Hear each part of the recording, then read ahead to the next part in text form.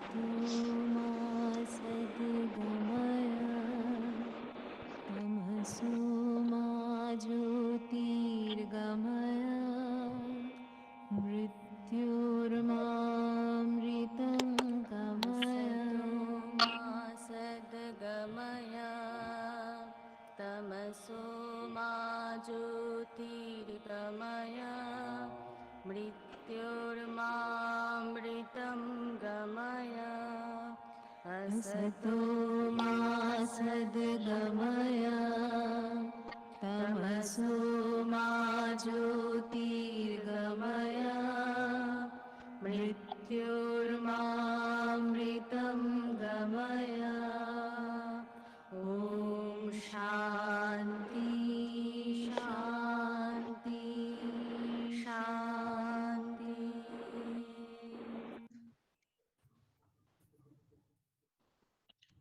So, gentlemen, ladies, thank you for joining. Interesting session today, covering the both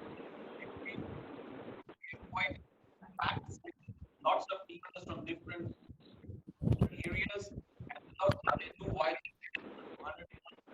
sort of covering and then what we'll go into the technical bit. Anirban, over to you. Hi, everybody, and welcome to this international seminar on the Living Bridge, the MSME and the Education Connect between India and UK. So, I'd like to start this session with an assurance that the next class for you is going to be a session because we have got experts in the areas that they are going to cover. So, do expect some real knowledge-filled speeches from the various speakers. I'd like to really thank the British Mccall and UK IBC MD Kevin Mccall and their teams, and also Amarjit Singh of the way they did, been able to present to you the kind of panelists that we have here today. So coming from a consulting background, this is almost like we work as a single team, the client and the consulting team, we being the client in this case, and them being the consultant. So it's really a heartfelt thanks to you all. And on that, I would like to say this is not just a one-day event or one-day seminar, and we'll not forget about it. The whole agenda for the whole purpose of doing this is to start a journey. To start a journey where we will handhold or interact with the UK side as well as the Indian side. And the real KPI for this will be some new business initiatives, some new registration of students, those kind of things starting at the UK end and at the India end. So that's our KPI really. So we look forward to that. Finally, I would say just one thing. I know it's a very troubled time. So on the COVID situation, don't take chances, wear a mask, and also avoid crowded places, and do take the vaccine. This is a message from us all. Thank you. Thank you, Anirban. Thank you. May I now request Mr. Rajendra, CMA, Mr. Rajendra Sharma, International Affairs Committee Chairman, to say a few words, please. Rajendra Thank Sharma. you. Namaskar. Thank you. Namaskar, sir. Honorable guest, eminent speakers, Namaskar. President, the Vice President, my council colleagues, past President, members of the Regional Council, chapters and overseas center of cost accountants, distinguished guests and dignitaries, participants from corporate world and professional, ladies and gentlemen. It's a very good evening to all the participants in India and very good afternoon to all the attendees this event in UK. It's a privilege and a great joy for me to welcome you all as a chairman of International Affairs Committee of the Institute of Cost Accountant of India at this international webinar organized by the Institute in association with the London Overseas Centers of Cost Accounting. The Institute of Cost Accountant of India was first registered as Institute of Cost Works Accountants of India in 14th June 1944 under the Companies Act And on 28th of May 1959, the institute was established by the Special Act of the Cost and Works Accountants Act 1959 as a statutory professional body for the regulation of the profession of the cost and management accountancy. The institute is under the administrative control of the Ministry of Corporate Affairs, Government of India. The institute has since been continuously contributing to the growth of the industrial and economic climate of the country. The institute is the only recognized statutory professional organization and licensing body in India specializing exclusively in the cost and management accountancy. The institute is the second largest cost and management accounting body in the world and the largest in India, Asia, having a large base of about 85,000 qualified CMAs either in practice or in employment, and around 5 lakh students pursuing the CMA course. Institute is the founder member of the International Federation of Accountants, IFAC, the Confederation of Asian and Pacific Accountant, CAPA, and South Asian Federation of Accountants, SAFA. The institute is also a member of the International Valuation Standard Book Council, IVSC, UK, and council member of International Integrated Reporting Council, IIRC, UK. Apart from the membership of these reputed international bodies in UK, the institute is also having MOU with the Chartered Institute for Social Securities Investment, CISI, UK, the Chartered Institute of Pacific Public Financial Accountant, the UK, and so. Recently, the National Recognition Information Center, United Kingdom, has benchmarked the CMA qualification in the context of the UK and UAE education system, and the benchmarking result would strengthen the position and the international. With the establishment of London Overseas Center of Cost Accountant, which is the 11th overseas center of the institute, and the only one in the Europe to cover UK, Ireland, Europe, we are sure that it would facilitate mutual cooperation and networking opportunities among members, and will also facilitate to exchange the views on professional matters with the members of the similar institutions and the professional bodies in the UK. I'm very happy to see the London Overseas Center of Cost Accountant is actively participating in various initiatives of the institute. With these words, I once again welcome our honorable guest speakers for their kind presence. Thank you very much to all of you. Over to the admin, sir. Thank you. Mr. Vijender Sharma, thank you very much. May I now request Mr. Chittaranjan Chatterjee, Institute Committee Chairman for DFSI and MSME Cell to say a few words, please.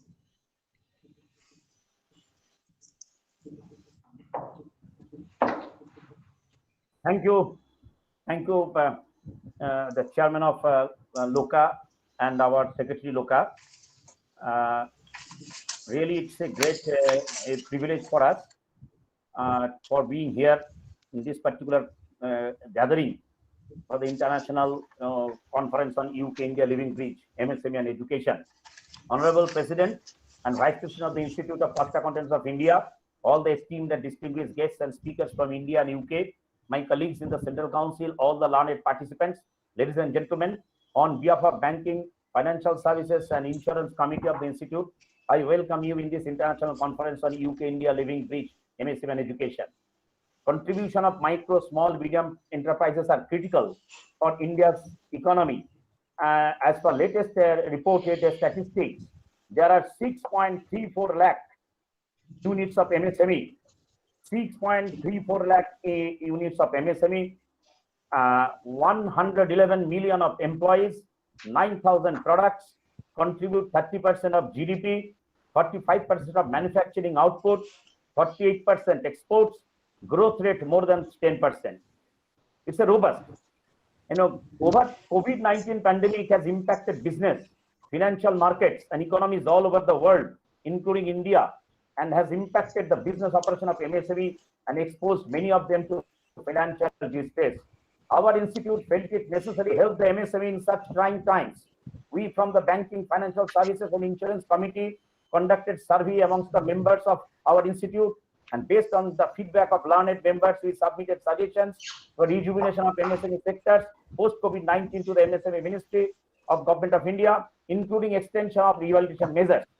We are thankful that Ministry has taken several steps for ease of doing business by the MSME entrepreneurs, bringing various friendly schemes and concessions for sustenance of the units.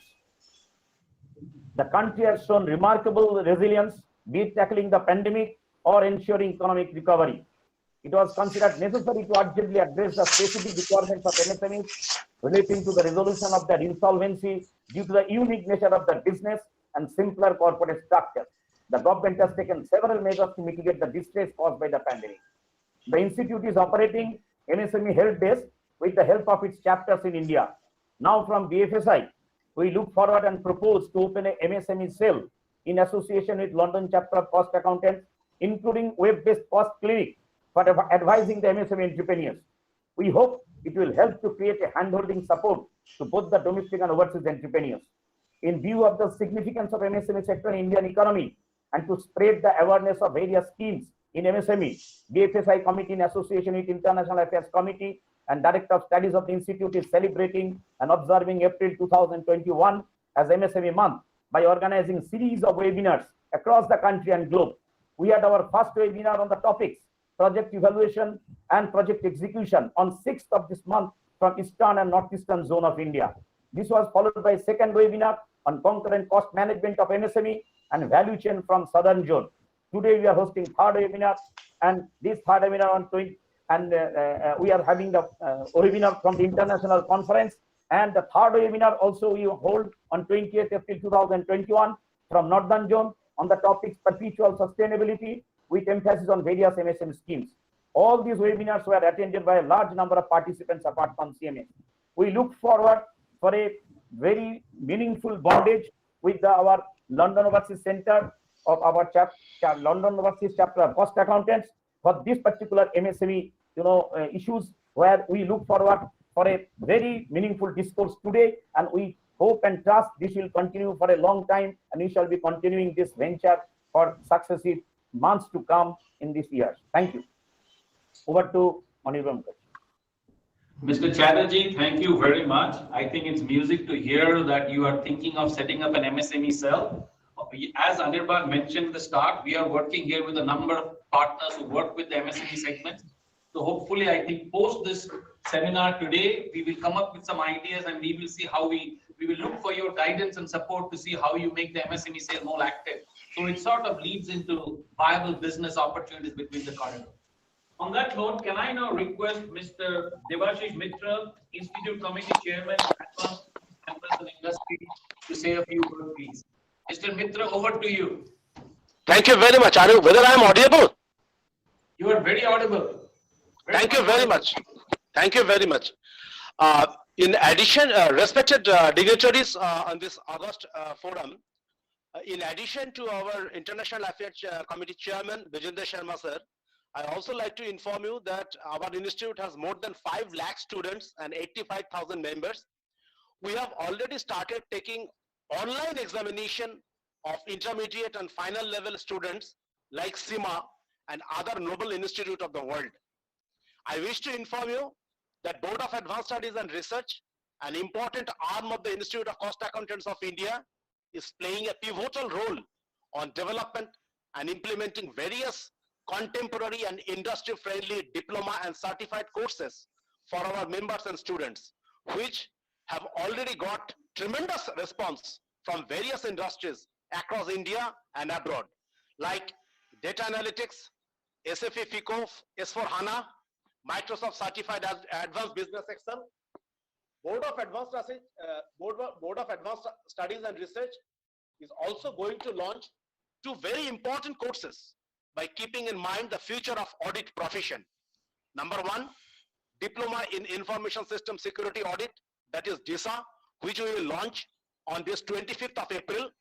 And another course, very important course, that is the Diploma in Forensic Audit. We are confident that post completion of these courses, the market acceptability and values of our members and students will increase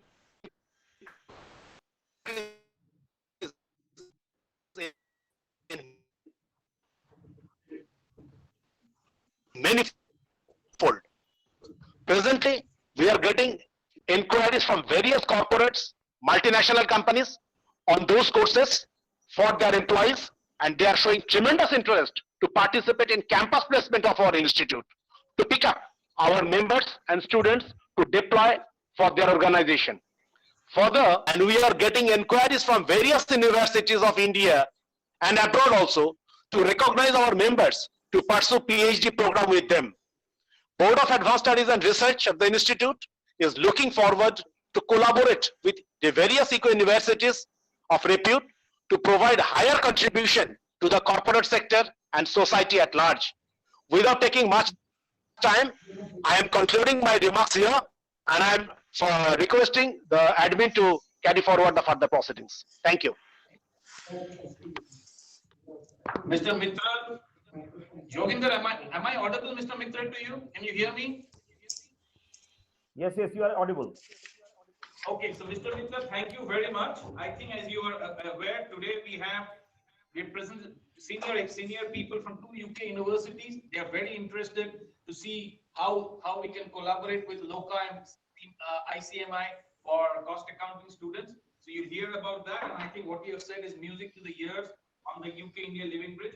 Can I now request Mr. Vishwanath Bhattacharya, President of FOSPI, to say a few words, please? We are just running behind 7 to 10 minutes, so we just need to accelerate a bit. If you can kindly do that. I have a presentation over there. Is it possible to moderator to connect it? Joginder, can you just put the presentation up, please?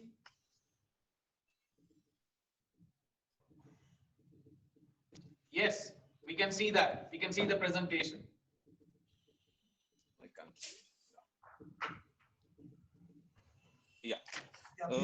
Good evening.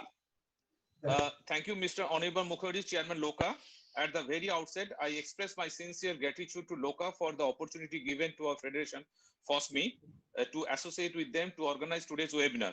Please allow me to introduce our federation and how SME of UK and Bengal can cooperate mutual benefits. FOSME is serving the sector for over last 6 decades. Over the years, FOSME has established itself as a nodal point between the MSME sector and the government. Its views on policy matters and regularly sought by the various government bodies in India. This is the our members structures. We have around 1,200 members and 27 affiliated associations. Total members, including the affiliation association, is about 4,700.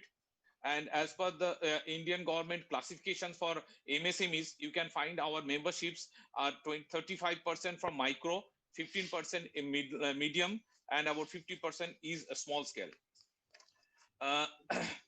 Sector-wise, our member sectors here given. FOSME Federation, light engineering we have, then specialty chemicals, food processing, then packaging, electronics, solar power, defense equipment supplier, light engineering equipments. These are all different sectors. It's a multi-product associations, and we represent more or less all the sectors for our members. And we have FOSME has having an advisory board comprising of eminent personalities from industry, reputed institutes, and government officials to give directions to FOSME in changing industrial environment. Besides our advisory board, we have different committees to look after our various issues. And FOSME is also representing in various boards and committees, both state and central government.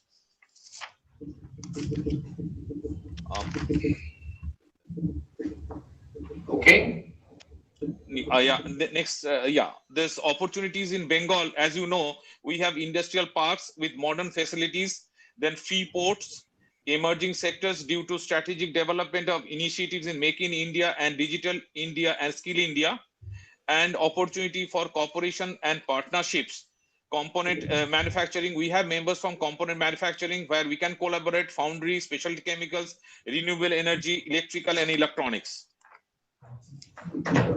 This is the most vital point. There is a tremendous scope for light engineering sector, foundry, including luminous packaging and chemical sector, and various other sectors can be tagged into for technology transfer, joint venture, technical upgradation, re-engineering, B2B interaction for mutual benefits.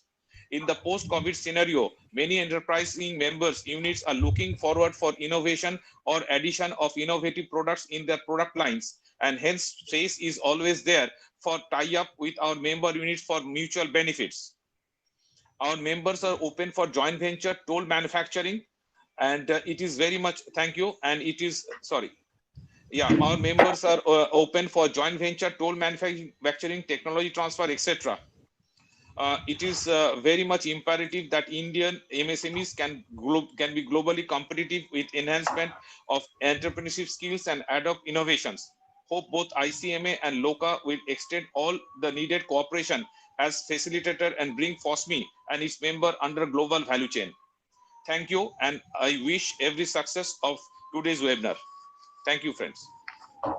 Mr. Bhattacharya, thank you for that. I think you will hear today conversation from Kevin Mccall, UK IBC MD, who speaks whose mantra is all about how do you take how do you take technology from the UK and make in India. So I think that's helpful. We also have people coming in from the Scottish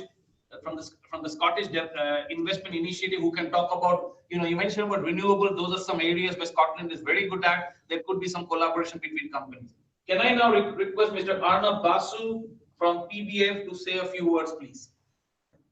Good evening. Thank you, London Overseas Centre for Cost Accountants and ICMAI for organizing this brilliant webinar on UK-India Living Bridge Biz and Education.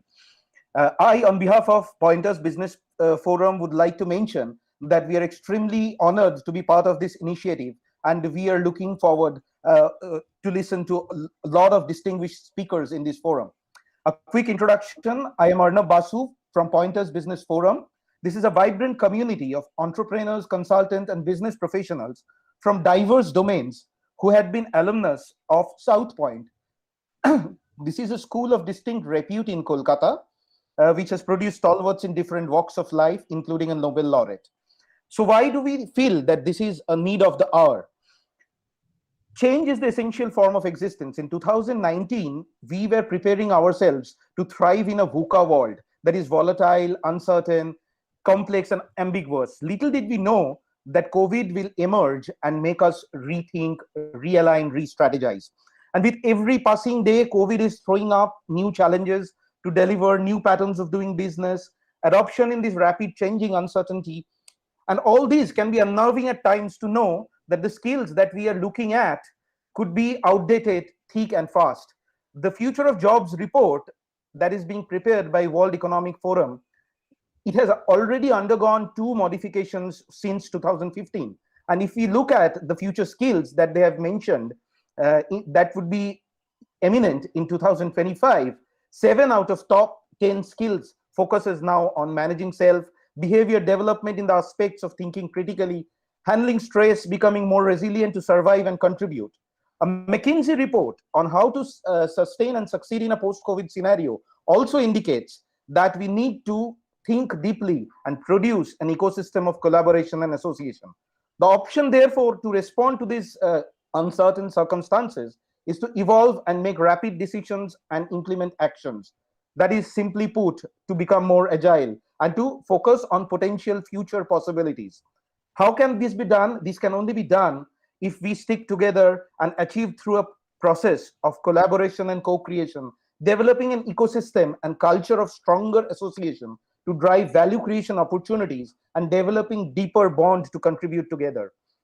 At Pointers Business Forum, we have representations from diverse domains and expertise, starting from retail, hospitality, real estate, education, ed tech, also healthcare, digital solutions, transformation, analytics, cybersecurity, and also in niche areas like behavior development and parenting, human interaction experts and leadership trainers using nuances of yoga and Tai Chi. We also did a successful crowdfunding for a member for a successful venture launch. Given this as a background, Pointers Business Forum would love to explore how these diverse domains we can bring together, collaborate, and contribute in this UK-India corridor for creating a better ecosystem for business and funding opportunities that we are looking at for the MSMEs.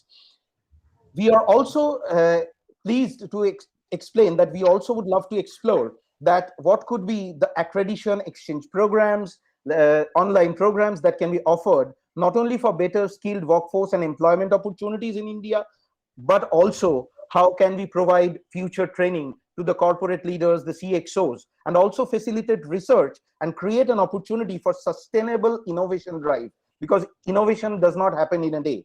And last but not the least, how can we take this entire takeaway from this wonderful webinar that we have put together, so that we can form a collaborative team with representations from all the participants, so that we can facilitate and leverage these opportunities for mentoring and proper guidance to set up and scale. Along with one important aspect that we want to mention is the cultural integration aspect of it, which often left untouched can become quite counterproductive in these initiatives. And we at Pointers Business Forum would be very keen to participate and collaborate, and when these session takeaways are taken into an implementation phase, and we would be jointly shaping the future of UK and India together. Looking forward to learn and receive a lot of insights from the distinguished dignitaries and speakers in this August gathering. Thank you so much. Over to you. Mr. Basu, thank you very much. I think hopefully you should be able to hear from the different speakers who are coming together, your aspirations. Hopefully you will get a sense of both on the education side, both from the point of view of participation, people from UK IBC speaking, the Scottish government speaking. It should whet some of your appetite, some of your aspirations, what you're looking for. I think the important point you mentioned, how post this seminar, we find what is the next step, how do we take this forward? And my sense is, I think post this seminar, we should all collectively have a call to say internally how we work together. We'll set up working practices. So thank you very much. Can I now request Mr. Chandrakant Salunke, founder and president, SME Chamber of Commerce and Federation and SME Association, focusing on Western India, to say a few words, please. Okay, thank you very much for inviting me for this very important event, webinar. First of all, I'm thankful to Mr. Basu, the Institute President, for inviting me, and special thanks to Chittaranjanji Chatterjee for recommending my name for this webinar. Friends, let me give because most of the new faces I found on this platform, let me give a glance about the organization first. SME Chamber of India is working for last 28 years old, and we are putting a lot of efforts for the creating entrepreneurship, developing entrepreneurship, and expansion of the entrepreneurship. Because most of the SMEs, they start their business, they face a problem for the first growth. So where SME Chamber playing very important role to give a hand holding for achieving the first growth. Then we go for a national level program. We support them for a connectivity with large corporate MNC. And thirdly is the most important work, is international, because this is today's international program and very interesting. The SME Chamber of India has already set up one division called India UK SME Business Council, and Kevin is also one of our partner for the promoting the bilateral trade and a bilateral investment, particularly from Indian and British companies. We have 7 offices in UK. We work very closely with the UK government, provinces offices, and the Wales government, then the Scotland, other government, where we are connecting with the local entrepreneurs, particularly for those are looking for buy a product from India, particularly SME, those are looking for advanced technology from UK to India. Coming back to the point about how we can explore this opportunity at this platform, friends. First, let me tell you. First, I want to suggest the institute president to look into that. That in Indian SMEs, as our I think Mr. Sharma or someone has already mentioned about the 6.33 MSMEs in India, 6.33 million MSMEs in India, and in that, how many SMEs are using the cost accountant's help? I will require some ratio from you, because this is the lacking. SME sector in India not yet understand the importance and the benefit from the cost accountant fraternity, that the cost accounts help to them to plan, budget, monitor the performance, and set the standard of the unique cost. Most importantly, how to save the cost. And role of the important is to understand that where the company is spending money the right way, or whether my product, my services, or my department or my company is doing some profitable business. This is a huge gap, huge, delivered knowledge amongst SMEs. I don't know, mostly, hardly, I think in a 7 crore MSMEs, 5 lakh MSCs must be using the CMA assistance or the support, because most of the companies are utilizing CMA assistance. But I want to suggest that, can you prepare a one format where your institute and my chamber can bring a very important, product and services we can deliver to SMEs. Why SMEs are failing in India, why they are facing problem when they go for a second level growth. Mostly they are not understanding the costing system. They're not understanding how to buy a product, what quantity level, what competitive price, and from where. This is a big issue, but where SME Chamber of India is helping. But I would like to suggest, when Mr. Pune, my friend, was president here, then that time we had decided. But now I would like to suggest that let's come together, join hands to create some platform where MSME sector can get advantage. Because when I met the Honorable Prime Minister has suggested that bring all the facilities, bring all the community together, bring all these support services together, make sure that our Indian SME can be a properly empowered, not only for local market, for the global market. So SME Chamber of India is playing very, very important role for the creating SMEs, for empowering SMEs for global competition. We are providing support for finance, supply chain management, identifying these right business partners, joint venture, technology transfer. Rather, as I think Fosia, one of my friend, a colleague from the FOSMI, he has mentioned about. Let me give a very much important glance that I have put efforts to bring this SME stock exchange. Because of me, the SME stock exchange came. When Mr. Raghuramajan was the governor of RBI, I said, I want to change the definition or norms for the NPA. He said, no, it will not possible. Then bring some platform, where he brought the trades platform because of me. Collateral free loan. When I was a Western India consultant on the SIDBI, I said, we want to support the MSME sector. Why? When they go for a loan from the bank. So ultimately, last year, when we after the demonetization, we pursued the government that they put the 2 crore limit for the MSME. Another point I have pursued from the 2002, that change of the definition of the MSME. When Honorable Prime Minister Atal Bihari Vajpayee was Prime Minister, that time I organized program in his presence, and I said, if you want to make SME as a global SME, Indian SME should recognize a global SME, you have to change the definition. And he took initiative. That time we called it the SSI.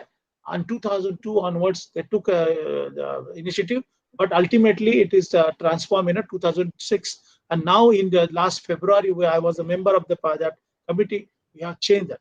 Now the definition changed. Now we are a little bit equal to the foreign company. So this is the right time, to discuss at this platform how Indian company and the UK company collaborate together, how the institute can play important role, how the chamber can play important role. This is my suggestion, that let us explore our cooperation, let us explore our partnership, not only for our interest, but it is the interest of the SME and interest of the India. Then only we can suggest government to transform their system, transform their policy, and bring the policy which is useful for the industry and SME sector. I'm sure that the institute is playing very, very important role and putting efforts for the growth of India. But somehow, if you will empower SMEs, India will grow.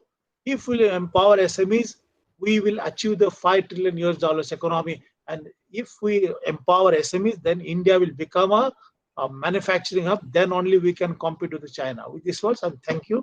I'm thankful to all of you. All the best for the further program. Mr. Salunke, some very, very good points. And I think what the vision you're painting, hopefully post this conference, let's all see how we can make that happen. Because the objective of this conference is primarily, Prime Minister Modi's view of $5 trillion Indian economy, and the SMEs have to play a role. And the UK government post-Brexit is all about how can UK become a competitive engine across the world. What they call view is, can we become a Singapore and Thames, sort of bringing global business. I think your point about putting up, financing for SMEs, as we were talking about, I think we should come with some, you're talking about exchange, we should think along with the institute and the chamber collectively, along with expertise from the UK, how can we set up some peer-to-peer funding platform, very structured for SMEs, so that you don't have to give collateral-free financing and there are peer-to-peer models. I'm sure that will emerge. So without much ado, can I now request Mr. Balwinder Singh to fill Institute Past President? He's not here. So shall we go to Mr. Raju Iyer? Can we go to Mr. Raju Iyer, please? Mr. Iyer, yes. Good afternoon to you. Good afternoon. Good afternoon. Good day to Namaskar. Namaskar. Good day to everyone. Wishing everyone happy and healthy years ahead. And we are having a very eminent speaker, respected eminent speakers, and we are having very eminent guests, Lord D. John Bird and Honorable Nick Lowe and Kevin McCall and our Institute Honorable President Visuru Basuji and the Chairman for International Affairs Vijayendra Sarmaji and the Chitran Chatterjee Chairman BFSA Committee and Devasis Mitraji, who has highlighted what all the courses available here. And we are having our eminent speakers, B.B. Goyal, who will be highlighting what are the issues here. And our eminent speakers have now highlighted what are the issues. I wish to highlight to Mr. Chandrakant that whatever he has said, I want to take further. And we were previously having cost clinic in Chennai, Tansia, where our member will go there on a particular day in a week. It can be a Wednesday or Thursday or Friday, which will be fixed prior. And where our members will be offering services to, consulting services to MSMEs. And if they want further service, they'll be discussing with the particular member and they'll be having it. So this was working well for some time and somehow it has been discontinued. So this is a model which I was advocating to Chitran Chatterjee that we will go ahead, where your support and cooperation from MSME association will be required, where we can, area-wise, we can have our members going there and we can, they can have a consulting with us and we will be able to definitely offer solution to whatever the issues they are having.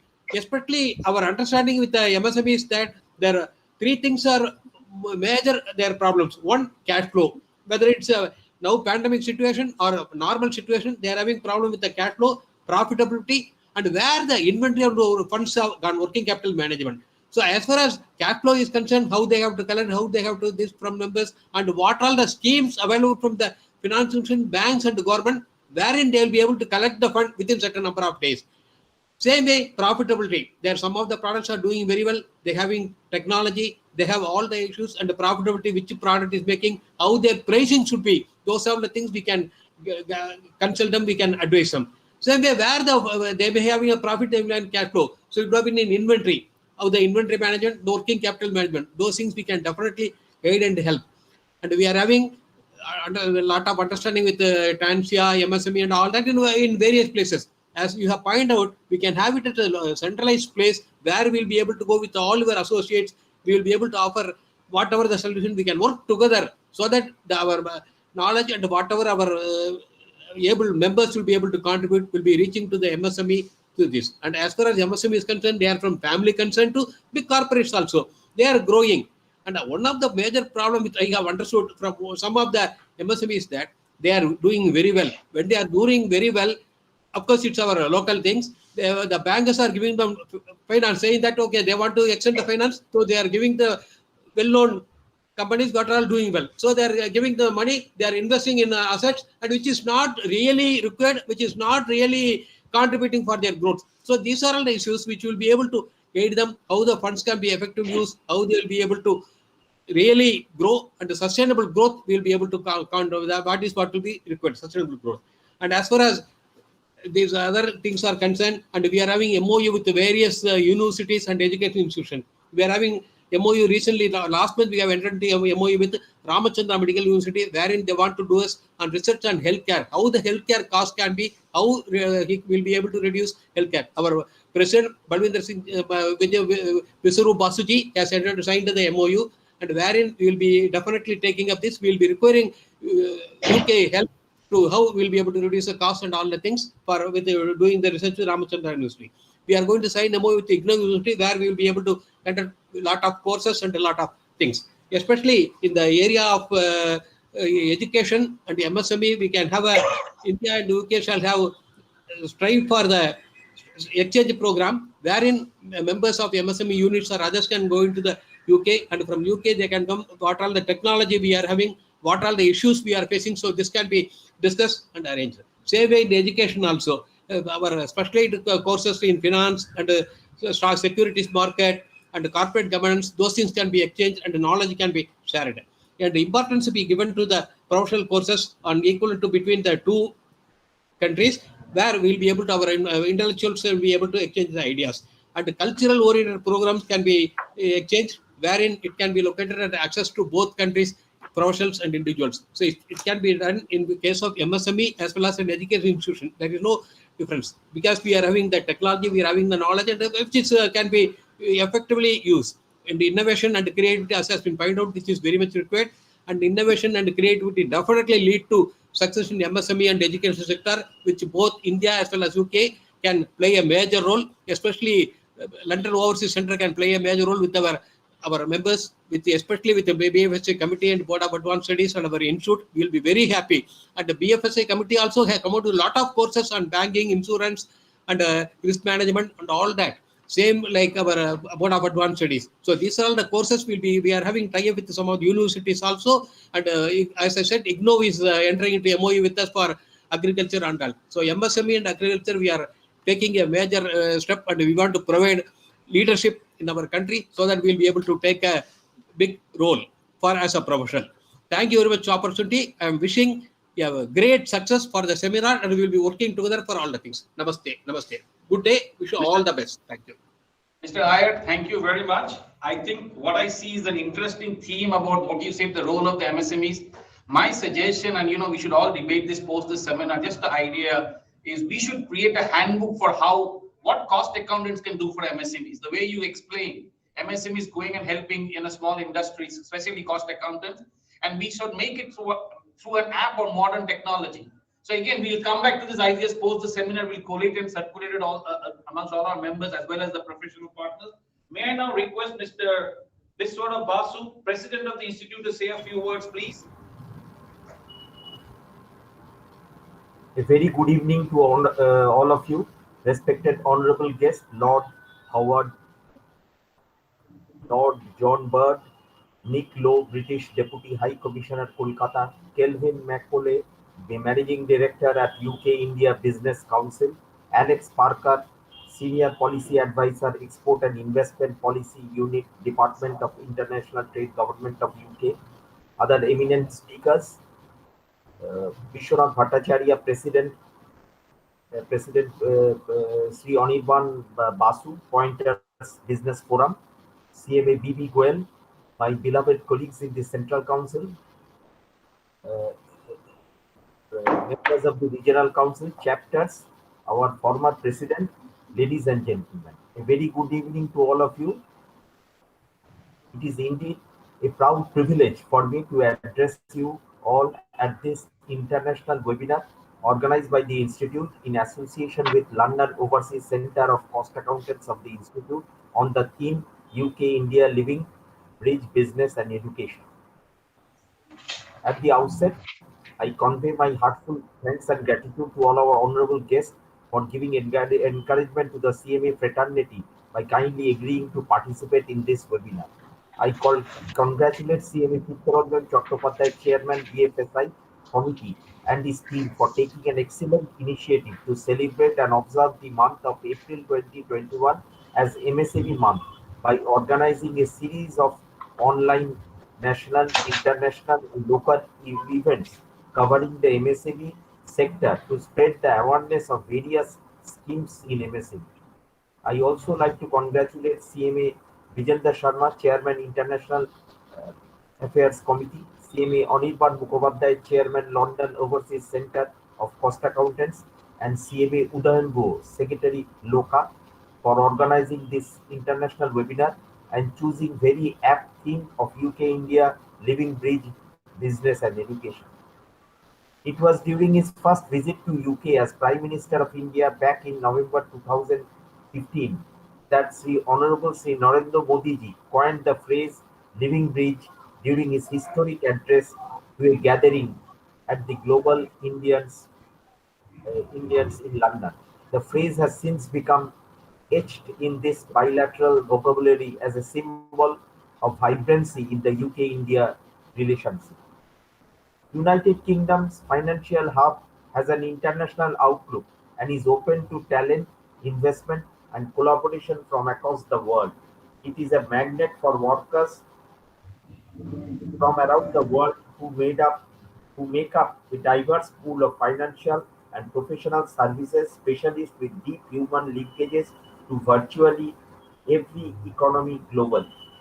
We are all aware that skilled Indian professionals are in huge demand across the world, and when we talk about UK, Indians comprise about 1.5 million people in the UK, making them the single largest ethnic minority population in the country.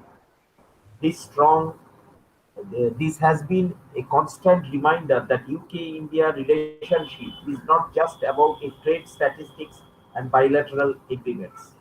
A recent study revealed that 654 owned companies in the UK, excluding partnership or sole traders, have combined revenue about 36.84 billion, employ over 1,74,000 people, and pay over 1 billion in corporation tax in the UK. Indian national accounted for 17% of this, approx 3 lakh sponsored study visas granted by UK during the financial year 1920. Further, Indian nationals already account for more Tier 2 skilled work visas than the rest of the world uh, combined. Now, the UK government has announced a new graduate immigration route, which will be launched in July 2021. The new rule will allow students to apply for a visa to remain in the UK for 2 years after studies, so that they can look for work or start work at any skill level, or 3 years if they have completed a PhD. It is expected to have a further positive impact on Indian students' applications to UK universities. However, we all know that these participants may vary depending upon the travel restriction imposed due to COVID-19.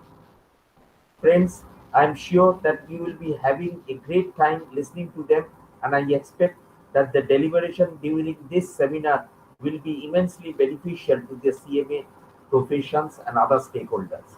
I would like to place on record my gratitude to Mr. Devashish Ghosh of Kolkata, and for all the participants of this seminar for their sincere efforts and contribution in finalizing the first edition of local newsletter. I request with these few words, I once again thank our honorable guests, past president, my council colleagues, eminent speakers, and other dignitaries for their kind presence. I also pray to God for your health, happiness, and prosperity. Thank you very much. Mr. Basu, thank you very much for all your encouraging words. I hope the deliberations which happen later today will sort of reinforce some of the points you have said. May I now request Mr. Guest of Honor, Mr. B.B. Goyal, to say a few words, please. Thank you very much, gentlemen. Good evening to all of you. I convey my first welcome to all the honorable guests and speakers and very highly learned people present in the program today from UK and India, and from the Institute. Our President and Vice President both are representing the Institute, and very, very eminent persons from the MSME federations, MSME chambers of commerce. They are presenting and have shared very, very valuable views today. It was a great listening to them and see that how the UK and India can really collaborate together to improve the business relations as well as the relations in education sector. Gentlemen, I will not like to repeat what has already been shared by our honorable speakers so far. I would discuss a few general issues with respect to the India and UK's business and education and general relations. Let me talk of the Indian and UK's general relations, or common relations we have, or the cultural relations we have, and all that. You know, we have more than 400 years history of relations, starting with first East India Company. They came when almost India became the jewel on the British nation, crown. Now, as President was mentioning that today more than 1.5 million persons of Indian origin are staying in UK. That's a significant share of the population. That makes a huge difference in how do you contribute culturally and in the business profile of a country.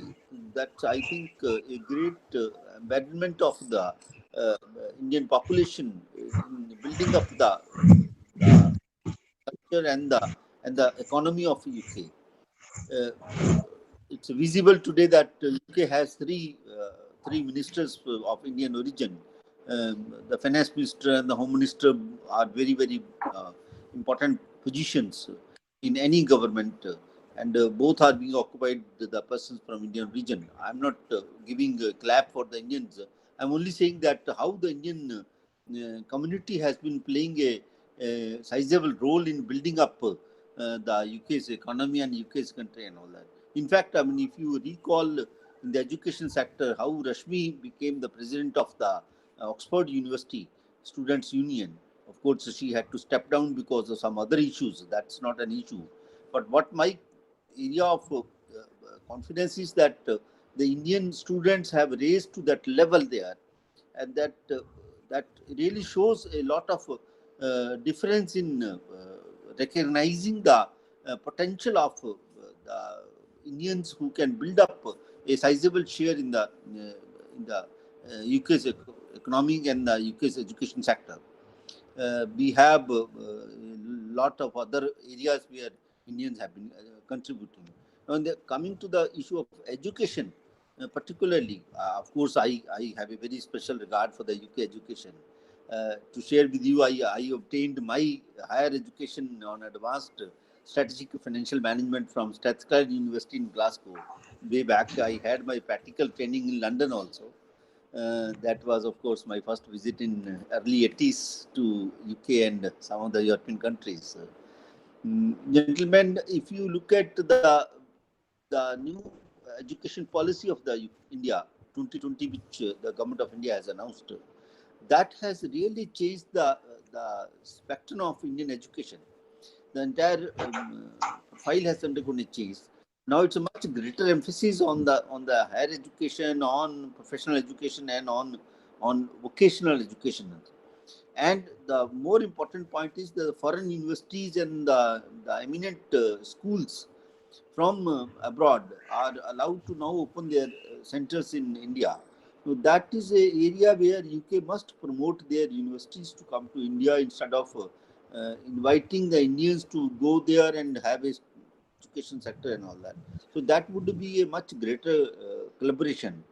Parallelly, the chairman of Board of Advanced Studies shared with you that today that we have from the institute side started a number of courses on different advanced courses on different areas of study in professional areas, and definitely there is a huge scope for UK bodies to collaborate in those some of those areas and share their knowledge content with the Indian students. Today, large number of students, Indians, are going to for study, advanced studies in UK. It has become almost second or third most preferred destination after USA, maybe after Canada, or maybe better than Canada. I don't know the exact figures, but it has definitely become a very attractive proposition. More so after the positive development of where the UK decided to allow the post-study visas to work in UK without any sponsorship and all that. So that has made a sizable difference in Indians preferring to go for UK education. But what is more important is that we must examine the reasons for attraction of foreign students, whether I'm talking of students going to UK or students going to any other country and all that. Now, what is the cost of education and cost of living there? What type of courses are offered by the universities there? What is the global ranking of those universities? and what are the post-study opportunities or post-study culture and all that. What are the living conditions? So all this makes a lot of difference. Perhaps I think if we can really build up that kind of information exchange programs through the institute, a lot more can be promoted in developing the areas, different areas in education sector. So there is a huge potential where both UK institutes or UK universities or UK business schools can collaborate with the Indian institutions, not only from the Indians going to UK, but they many of them collaborating and imparting the higher education to Indians in India itself.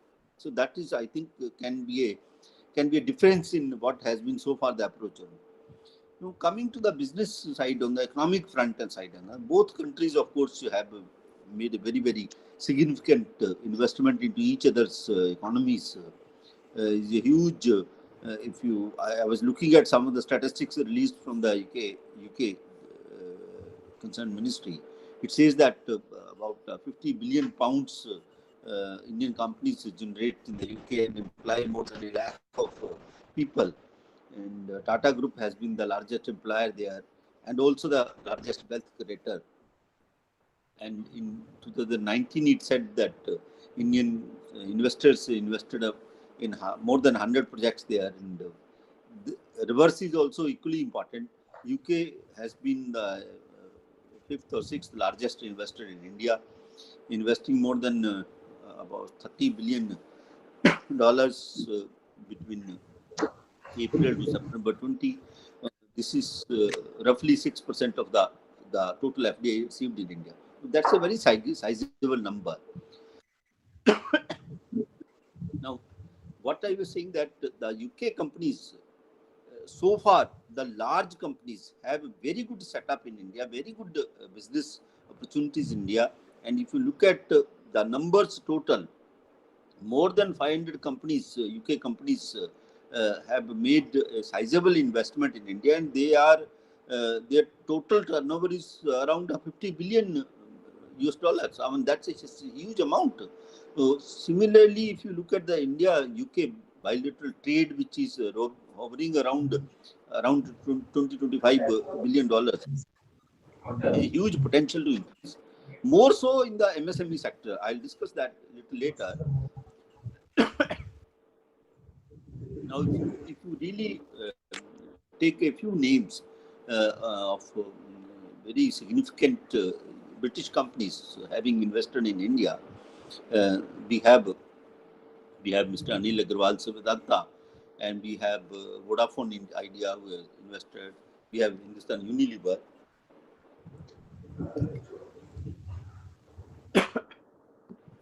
There are a huge number of companies. But what is more important is that we must have collaborations in the MSME sector, so that the joint benefits which can be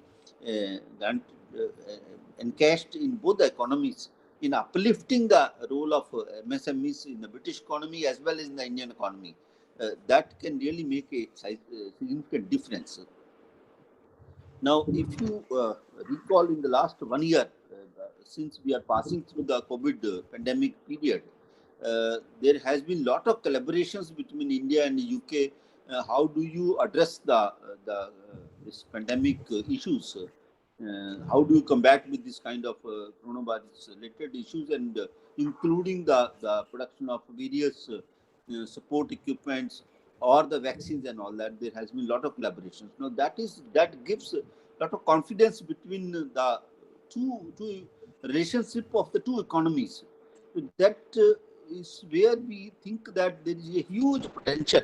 We can really enhance our collaborations in a few more areas, like the food processing, chemicals, today electronics or IT and all that. There is huge potential available. Now, coming to particularly the MSMEs, Mr. Chandrakant was mentioning a lot of contributions made by the Indian MSMEs in the UK and all that. On the India side, the Honorable Prime Minister had already made a call of improving the status of the MSMEs. You know, the definition of MSMEs have undergone a change. The bold reforms have been introduced. A number of areas where FDIs have been allowed straightway without much of approvals. And the latest, the PLI scheme, which is applicable on very, very important, significant economic sectors, which includes your defense, your electronics, telecom, pharma, medical devices, or automobiles. I mean, these are some of the areas where really, if we want to collaborate from the economic point of view, there is huge potential now built up in the Indian economic system. It is for the UK entrepreneurs, UK investors who have to come forward and invest from that point of view. That will make a huge difference. Now, in this period, another very important point is that the MSMEs have been facing tremendous problems, as our friends from the MSME federations have shared with you. How the cost accountants can play a significant role in that. We have come out with some of the very, very important documents helping the MSME sector. I was just now sharing that on each of the small problems or large problems, separate solution paper can be published, which can be shared among the others. But definitely the professionals larger role to address the different aspects of it. Yeah. Mr. Goel, my apologies. I think we are just, we're running a bit late. So if you can, what are the points you're mentioning, sir, are very, very important. So if there are one or two important points you want to highlight. I'm just winding up, sir. I'm just winding up. Sure, please go ahead. Please go ahead. Yes. Go ahead, please go ahead. I'm just winding up. What I'm only saying is that we have now a huge base available in both the economies. It is for us to sit together and collaborate and find such opportunities to work together, create jobs, or complement the market access of each other's assets and the capacity and all that. As we normally say, the dictum is that the UK is the solution for India's problems, and India is the solution for UK's problems. So that should be really honored. So that can make a sizable difference in building up a roadmap for the future of both the economies. Thank you very much. Thanks a lot. Now, Mr. Goel, thank you. I think the whole purpose of this event is to sort of encapsulate what you said in the last point. MSMEs are big, important part of both the economies. Let's make them talk, and we are all as catalysts. So thank you. Can I now request our Mr. Nick Lowe, British Deputy High Commissioner, to say a few words, please. Mr. Nick Lowe, and Nick is a friend of the Institute. He was very kind enough to inaugurate the virtual session of LOCA on the 23rd of January. He and his team are avid supporters, and number of speakers we have today in the session has been facilitated by Nick's organization. Mr. Nick Lowe, please. Joginder, can we sort of bring in Mr. Nick Lowe, please? Diane, Onabin, can you see and hear me? We can. We see a nice shelf of books behind you, Nick. Please go ahead. And good to hear that you have safely reached Kolkata. Yeah, thanks a lot. Lords Lee and Bird, Onabin and Diane, friends, colleagues, ladies and gentlemen, a good afternoon from what was until just a few minutes ago a lovely, warm and sunny Kolkata. Diane, I know you are running very late, so I'm happy to fall on my sword and cut this intervention short if it would help you out. Nick, you are one of our key guests. Please, I think you don't need to cut short here. We'll find ways elsewhere. You please go ahead. We want to hear from you, Nick. We're all eagerly waiting to hear from you. Okay, all right then. So, namaskar, namaste, namaskara, salam alaikum. Very good afternoon to all of you. I'm really very, very pleased to have an opportunity to talk about the Living Bridge. It's not something I talk about as often as I should do. Many of you will already have heard me speak in fairly trenchant terms about Brexit at the Locker inauguration earlier this year. I love talking about Brexit. And in some respects, today would be a good day to do so, because we're seeing figures coming out of the UK private sector in the latest Purchasing Managers Index, Flash Index, indicating the fastest private sector growth for 89 months. And that is thoroughly good news. Many of you will also recall me talking about the fact that one of the factors why the UK left the European Union was that it wasn't a level playing field. The single market in goods, but not a single market in services. In the UK economy, 80% services. Very interestingly, the trade figures we're now seeing between the United Kingdom and the European Union indicate a huge contraction in that trade deficit that we've run for many, many, many years with our European Union neighbours. And we're also on the verge of having a world-class vaccines industry. I think we got a little bit fed up with Frau von der Leyen and her colleagues threatening us with banning EU exports of vaccines to the UK. So we've taken action on that. And, you know, I'm delighted to say that the huge new Vaccines Manufacturing Innovation Centre in Oxfordshire is going to go live a little bit later this year with the capacity not just to research new jabs, but to make up to 70 million doses every 6 months. So there you go, from virtually nothing, by next year, the UK is going to have a world-class vaccine industry at a time when not only will COVID still be a threat, but groundbreaking mRNA technologies are promising a range of inoculations against a whole range of diseases, from cancers and dementia. Right, let's talk a little bit about the Living Bridge then. So here you have me, Nick Lowe, in Kolkata, currently living a British diplomat's life in West Bengal. You know, as far back as 1765, a Bengali did just the same thing at the other end. In other words, an Indian diplomat's life in Britain.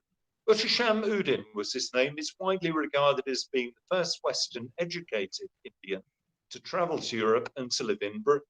Now that for me was a groundbreaking moment in the construction of the India-UK Living Bridge.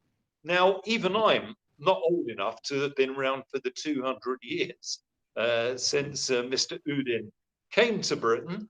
But it's very easy to see why the Living Bridge has withstood the test of time and is alive.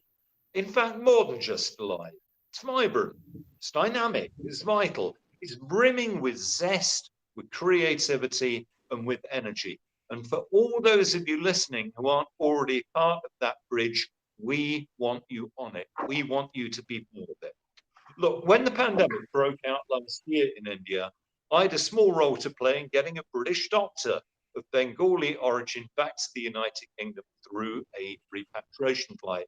She came to India wearing another hat. She wasn't wearing her doctor's hat, she was wearing a crown, that of Miss England, the beauty pageant. It was supposed to be Dr. Bashar Mukherjee's sabbatical year, focusing on high visibility international humanitarian work.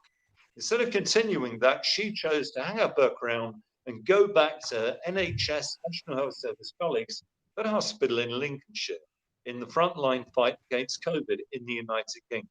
Now that, ladies and gentlemen, for me, was a landmark moment for a British Indian, a moment of truth. Not which side she supports in an India versus England cricket match. I doff my hat to her for her resolve, for getting her priorities right. And those are two traits I would call in as really differentiating our 1.5 million strong PIO, person of Indian origin community in the United Kingdom. It's no wonder then that employees from this group have the highest hourly paid work amongst all ethnic communities in the United Kingdom. That includes the white British community. And there's more. A recent income distribution survey published by the Department for Work and Pensions found that the British Indian ethnic group had 24%, the highest percentage of households in our highest income quintile. And this year's employment report published by the Office for National Statistics found that amongst the non-white UK demographics, the British Indian ethnic group had 76%, the highest percentage of its working age population in employment. Let's look at a little quote. There is no school equal to a decent home and no teacher equal to a virtuous parent. Well, I know many of you are going to recognize that as being a quote from Gandhi. That applies as much now as it's ever done. And I think it's hugely, hugely emblematic of our British Indian community. The enabling home for succeeding generations with the right set priorities. So if you like, that's the compaction of the soil, providing the strongest of platforms for the construction phase of the living bridge. Recent studies have shown that British Indians are more likely to be employed in professions and managerial occupations than any other ethnic group in my country. And that includes white British people. More than 50% of British Indians are qualified to degree level, and over 40% work in managerial and professional occupations. So why are British Indians increasingly reaching leadership positions, not just in the corporate sector, but across British society? So in my mind, much of the answer to that lies in the British Indian diaspora's cultural heritage, and read again, resolve, and getting the priorities right. And I'm going to add the virtues of British education. That has never been more apparent than it is now. Let's look at the current generation of internationally mobile students from India. Our stats from March last year show that almost 50,000 Indian students received what we call a Tier 4 visa, that's a study visa, in 2019. Up a staggering 136% from the previous year. And that, my friends, is before the introduction of the post-work study visa that many of you have mentioned. That same report also noted that Indian nationals received over 57,000 Tier 2 skilled work visas. That was more than half of all the skilled work visas the United Kingdom emitted all around the world in the previous year. The previous speakers already mentioned some of the distinguished colleagues that we have from the British Indian community. We've got a speaker, and I take my hat off to Daniel Patriello, who will be coming on shortly to speak to you about visas. And do please pay close attention to what he has to say to you. The Living Bridge is now an old bridge. It's got more than 2 centuries of history. And old bridges have to deal increasingly with the complex modernization of transportation. And the Living Bridge of professionals too will need its skills upgraded. Upgradation, I think, as you say in India, not a word I'd heard of before I came here. So we warmly welcome the plan of the London Overseas Centre of Cost Accountants to introduce customized courses for finance professionals in collaboration with British academic institutions. This is an extremely welcome move towards retrofitting the Living Bridge and spreading the benefits of prosperity more broadly. And I know Lord Bird will have things to say about that when he speaks to you a little bit later on. It's worth reminding you that when it comes to managing finances, it's not just British business which are turning to our PIO community. In the most turbulent period for the British economy in decades, Prime Minister Boris Johnson handed over the keys of number 11 Downing Street to a British Indian. Rishi Sunak, as you know, was appointed Chancellor of the Exchequer, Britain's finance minister. Priti Patel is Britain's Home Secretary, and Alok Sharma is President Designate of COP26, the UN climate summit that the UK will be hosting in Glasgow in November this year. Now, this is important because it shows that the sky is the limit, not just for our British Indian diaspora, as someone has mentioned, it is our largest diaspora, but for other diaspora communities as well when it comes to career choices.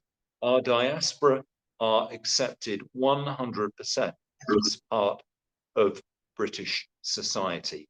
They can get on, they do get on. And we are a better country and a better society. So a strong sense then that the Living Bridge has had that fresh coat of shiny paint, metaphorically speaking. You've heard a lot said already about the success of Indian diaspora businesses in the UK. Grant Thornton, the accountants, studied 654 major Indian diaspora businesses. Their direct contribution to the UK exchequer, as you've mentioned, in excess of £1 billion last year. And Grant Thornton also monitors the impact of UK companies in the UK annually. The last report looked at 850 investors, and they presented their latest findings yesterday in the presence of Lord Grimstone, our Minister for Investment, who rightly and warmly praised the continued flows of Indian companies creating jobs in the United Kingdom. These new Indian investments lead to the structural reinforcements of our living bridge, new skills, new and intellectual property entering the United Kingdom. And my government continues to explore policy interventions that will make investing even more rewarding experience for Indian and other overseas companies. Alex Parker, a DIT London colleague, who I've seen has recently joined us, will be talking to you about one such new initiative called Freeports shortly. The current pandemic situation in India has led to the postponement, very sadly, of Boris Johnson's much anticipated physical visit to India. He was due to come here on Sunday. But I must say, I share your sense of anticipation and optimism that the enhanced trade partnership between our two countries will bring many good things with it and should create a roadmap to a future free trade agreement. Now, I wouldn't be being entirely truthful to you if I said that the Living Bridge was quite as perfect as we would like it to be. There are no structural deficiencies in it, but I think it could be better. So if you'll allow me, I've got to express a wish for replacing the deck of the bridge by pouring on a new concrete mix with a couple of key ingredients. I want to see our diaspora lobbying vigorously for the removal of trade barriers that we still have to free trade between the United Kingdom and India. And that's for the benefit of both our countries. And I very much like Mr. Goyal's an analogy for the UK having a role in solving India's problems and India having a role in solving the UK's problems. I will certainly drink to that. I'd also like to see a Living Bridge-led business-to-business market channels for enhanced two-way trade. I fear I've spoken for too long. We're behind the clock. So let me, ladies and gentlemen, please allow a civil engineer next to get I want to end on a lyrical note. My favourite singer ever since I was a small boy is Sir Elton John. So I'm going to finish with lyrics from one of his recent songs. Mercifully, I'm not going to sing it to you. I'll just read it. It's called The Bridge. I've seen the bridge, and the bridge is long. They built it high, they built it strong. Strong enough to hold the weight of time, long enough to leave some of us behind. The Living Bridge will be going strong, long, long after I'm no longer here. And that's very good news. Thank you all very much indeed. Thank you, Locke, for this great seminar. And we look forward to working with you in the months and years to come.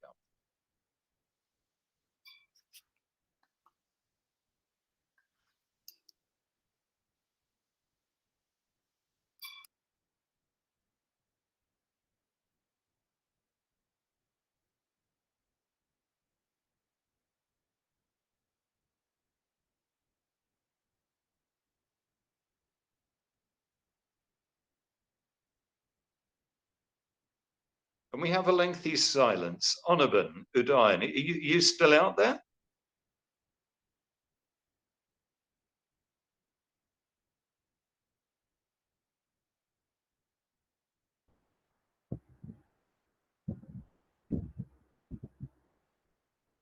I think some technical glitches are there.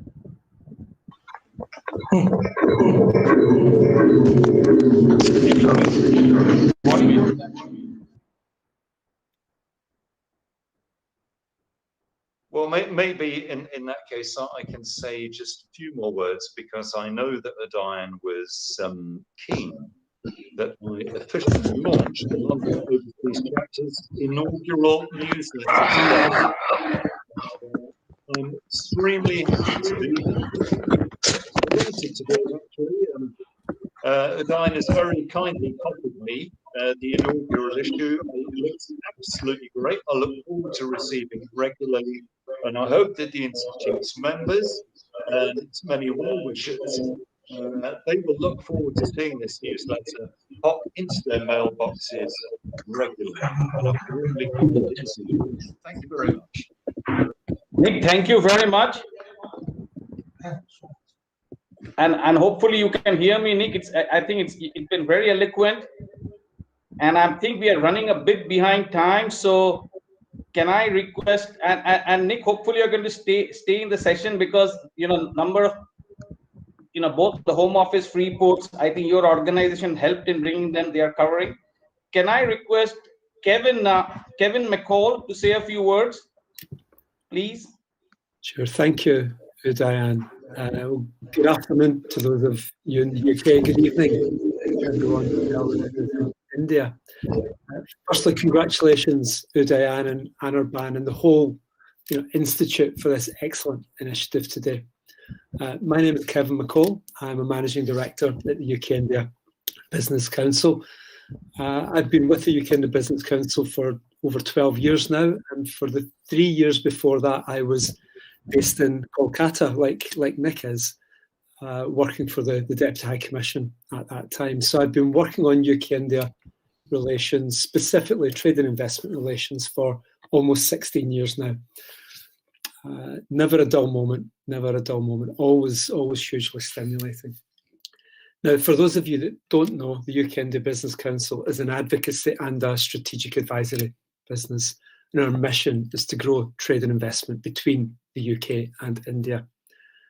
Now, we work with SMEs, we work with the largest multinationals, and we work with governments. In India, we work with the union government and state governments, and in the UK, we work with the UK government, particularly the Department for International Trade, and we also work with the governments of Wales, Northern Ireland, and Scotland. And I'm delighted that we have a speaker representing Scottish Development International in a few moments. And again, Mr. B.B. Goyal said he studied in Glasgow, so you'll recognise my accent.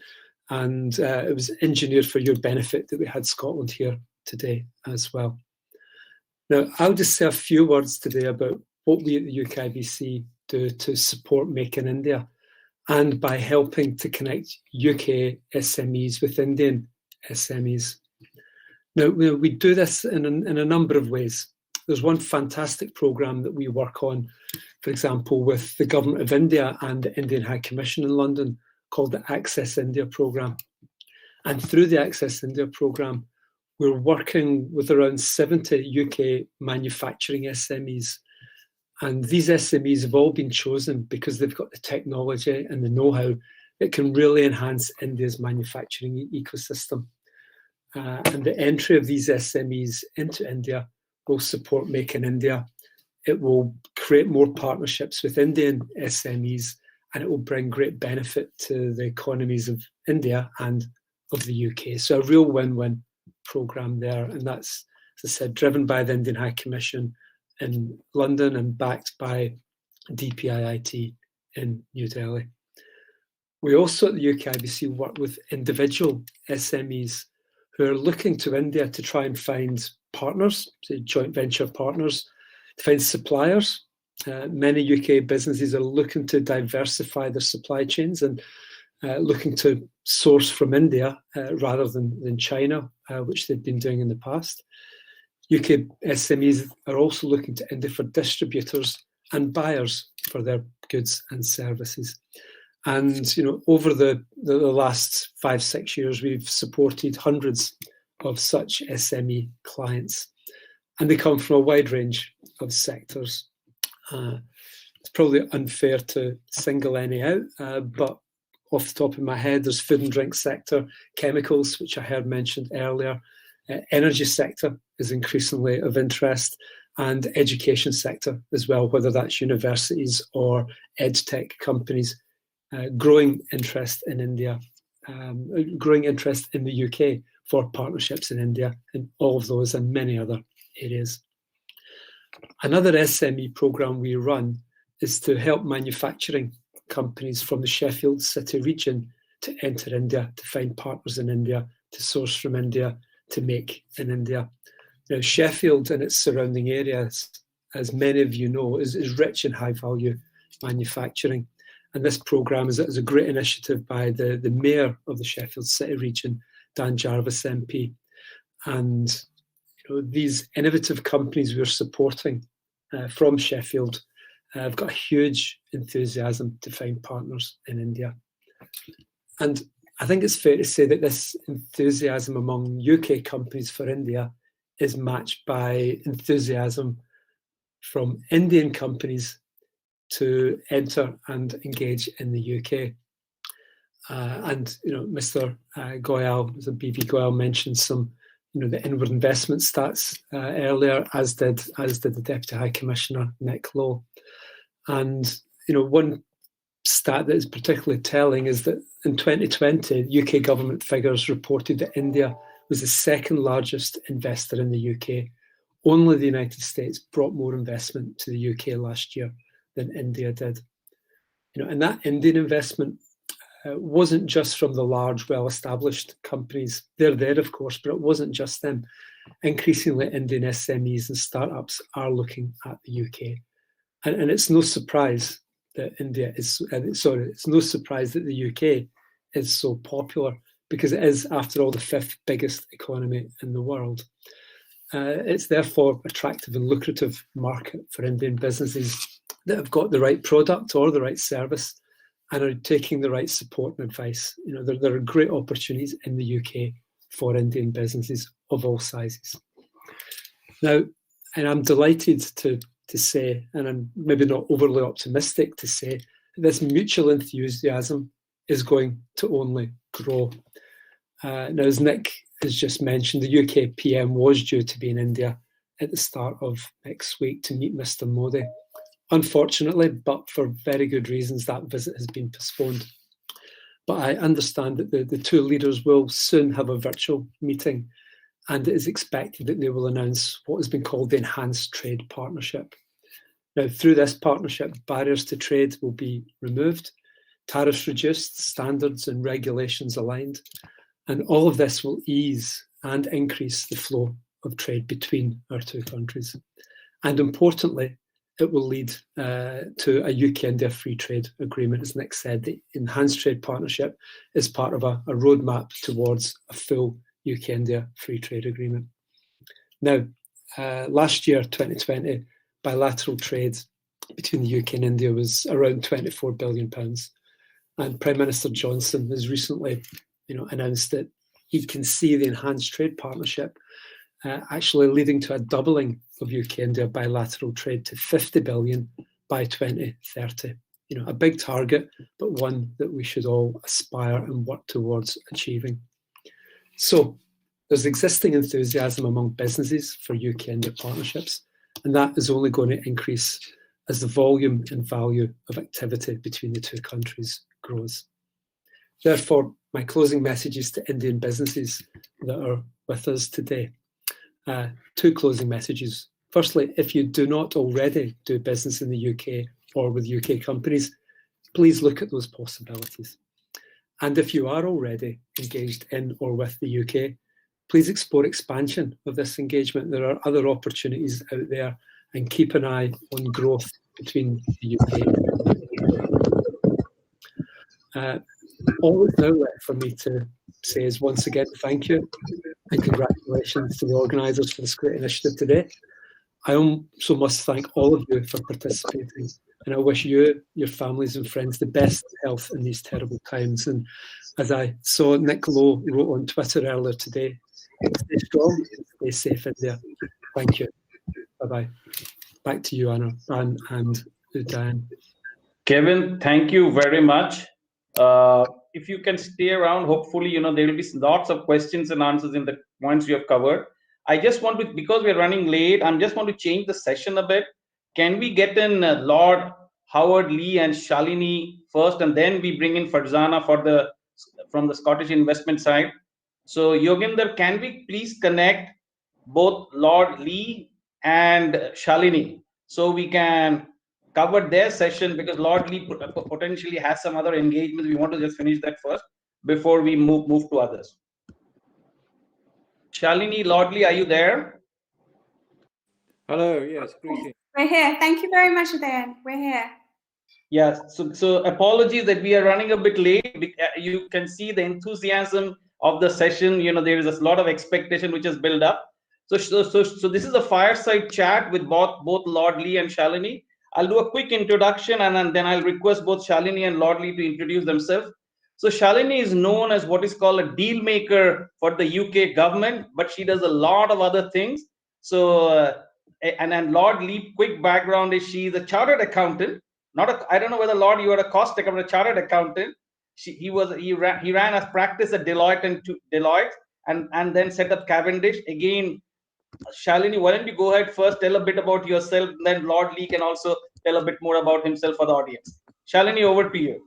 Thank you very much, Udayan. Udayan, firstly, congratulations to you and to your team. What you're doing with the LOCA initiative is very impressive, and I'm glad to be speaking along with Lord Lee with you today. So just quickly about myself, I was born in India. I came to the UK when I was 5 years old. So the UK has been where I have really developed, and India is where my birth is from. My background is in finance and entrepreneurship and private equity. So my current business is called E2E, Entrepreneur to Entrepreneur Exchange. It's a group of 24,000 people, and I have to thank Lord Lee because he was part of the business right at the very beginning when Cavendish Corporate Finance supported my business.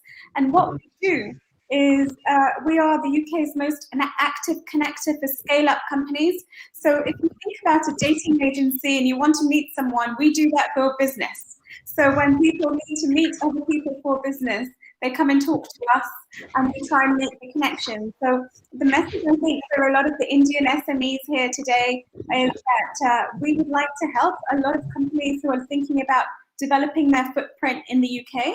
And I also, as you kindly mentioned today, and as a deal maker for the UK government, this is a part-time role, but I work closely with the Department of International Trade. And essentially what we're looking to do is help those companies that are high-tech businesses come to the UK, and the support is provided through everything we do with the government. So there are 12 of us who are private sector founders who actually work with the public sector to help make the UK much more of a tech hub. And all of that work is provided for free to high growth tech companies that are based anywhere around the world. And we're very have strong relations with the Indian embassy, and we're trying to grow that. So that's very quickly my background. And I work with Sadiq Khan and the Mayor of London on his advisory board, and a few non-exec roles. However, my main role is working to support entrepreneurship in the UK. Fantastic. I think that will be music to the ears of all the MSME people who are hearing through the YouTube network, and also to the August panel we have. Lord Lee, over to you. Over to you. Thank you so much. My name is Lord Lee of Hurley, and I am, as you quite rightly say, by background a chartered accountant. I served on the Institute of Chartered Accountants Council for many years, and I started their corporate finance faculty as chartered accountants began to enter into the world of mergers and acquisitions. I started the investment bank Cavendish Corporate Finance, which specializes in selling UK businesses to overseas buyers, which might be of interest to some of you folk. We've recently merged with FinCap, which is the largest nomad advisor on AIM. I have served as the treasurer of the Conservative Party for some 20 years, yes. And David Cameron was good enough to say to Majesty that I was elevated to the peerage some 7 odd years ago. So I've been a member of the House of Lords for 7 years, and I speak mainly on matters relating to business, finance, and tax. And most recently, I've been very heavily involved in the National Security and Investment Bill, which might be very relevant to you because it deals with the restrictions that will be placed on tech companies selling out to overseas investors and purchasers. Following certain concerns that the UK government had about overseas investors buying UK tech, this bill has been put on the statute books very quickly and needs some thought before you invest in tech companies in the UK. But in other respects, I'm like you, a regular businessman. The House of Lords is not a full-time occupation. It's something people do as well as their other business activities. And so I managed to combine my professional career with my legislative duties. But unlike Mr. Lowe, I'm sorry to say I've never had the pleasure of meeting a Miss England whilst on my business duties or professional duties. So I can only aspire to that. Well done, him.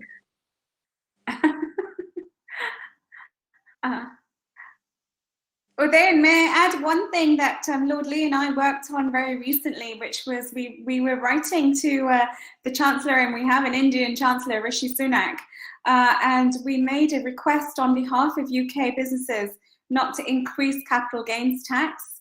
And the Chancellor agreed on the budget on the 3rd of March that capital gains tax would not increase. And I think this is a great incentive for companies looking to be based either based in the UK because it affects their exit value considerably. So this is something that Lord Lee and I worked on together, which I think is just worth a mention today. Do we have Udayan? Lord Lee, may I ask you just to talk a little bit more about some of the work that you've been doing recently on some of the acquisitions and exits?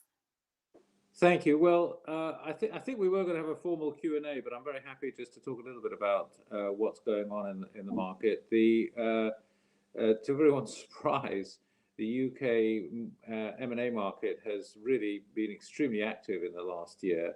There are a multitude of reasons for that. One was, as Shalini hinted, there was a concern that tax rates would go up in the UK for owners of businesses, and then tax would be increased to income rates, which meant that owners of businesses wanted to sell, which is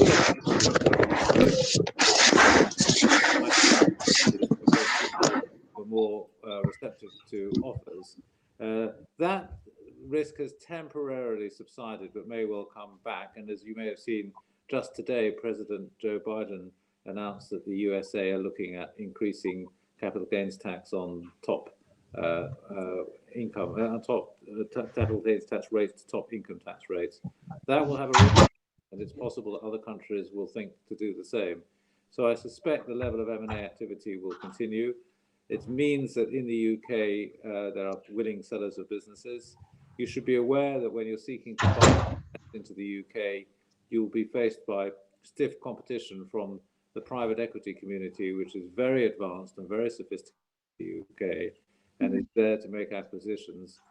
It's also extremely liquid. It has a lot of powder, dry powder, ready to burn. But nonetheless, in my experience, UK buyers are very keen to sell to overseas trade buyers. They like it of an overseas buyer coming to buy their business. They like it because it's not competitive, there's reduced risk of confidentiality, and in their perception, there's a belief that an overseas trade buyer will pay a premium to come into the UK. And lastly, unlike a private equity buyer, an overseas trade buyer will seek to keep all the employees in their business, keep the brand name, keep the status quo. So overseas buyers, such as Indian buyers, are very welcome.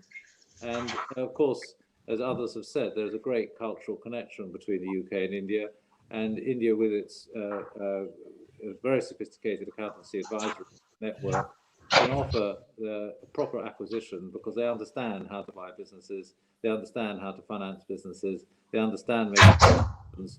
So I would have thought the Indian accountancy profession is well placed to help clients seek to invest in.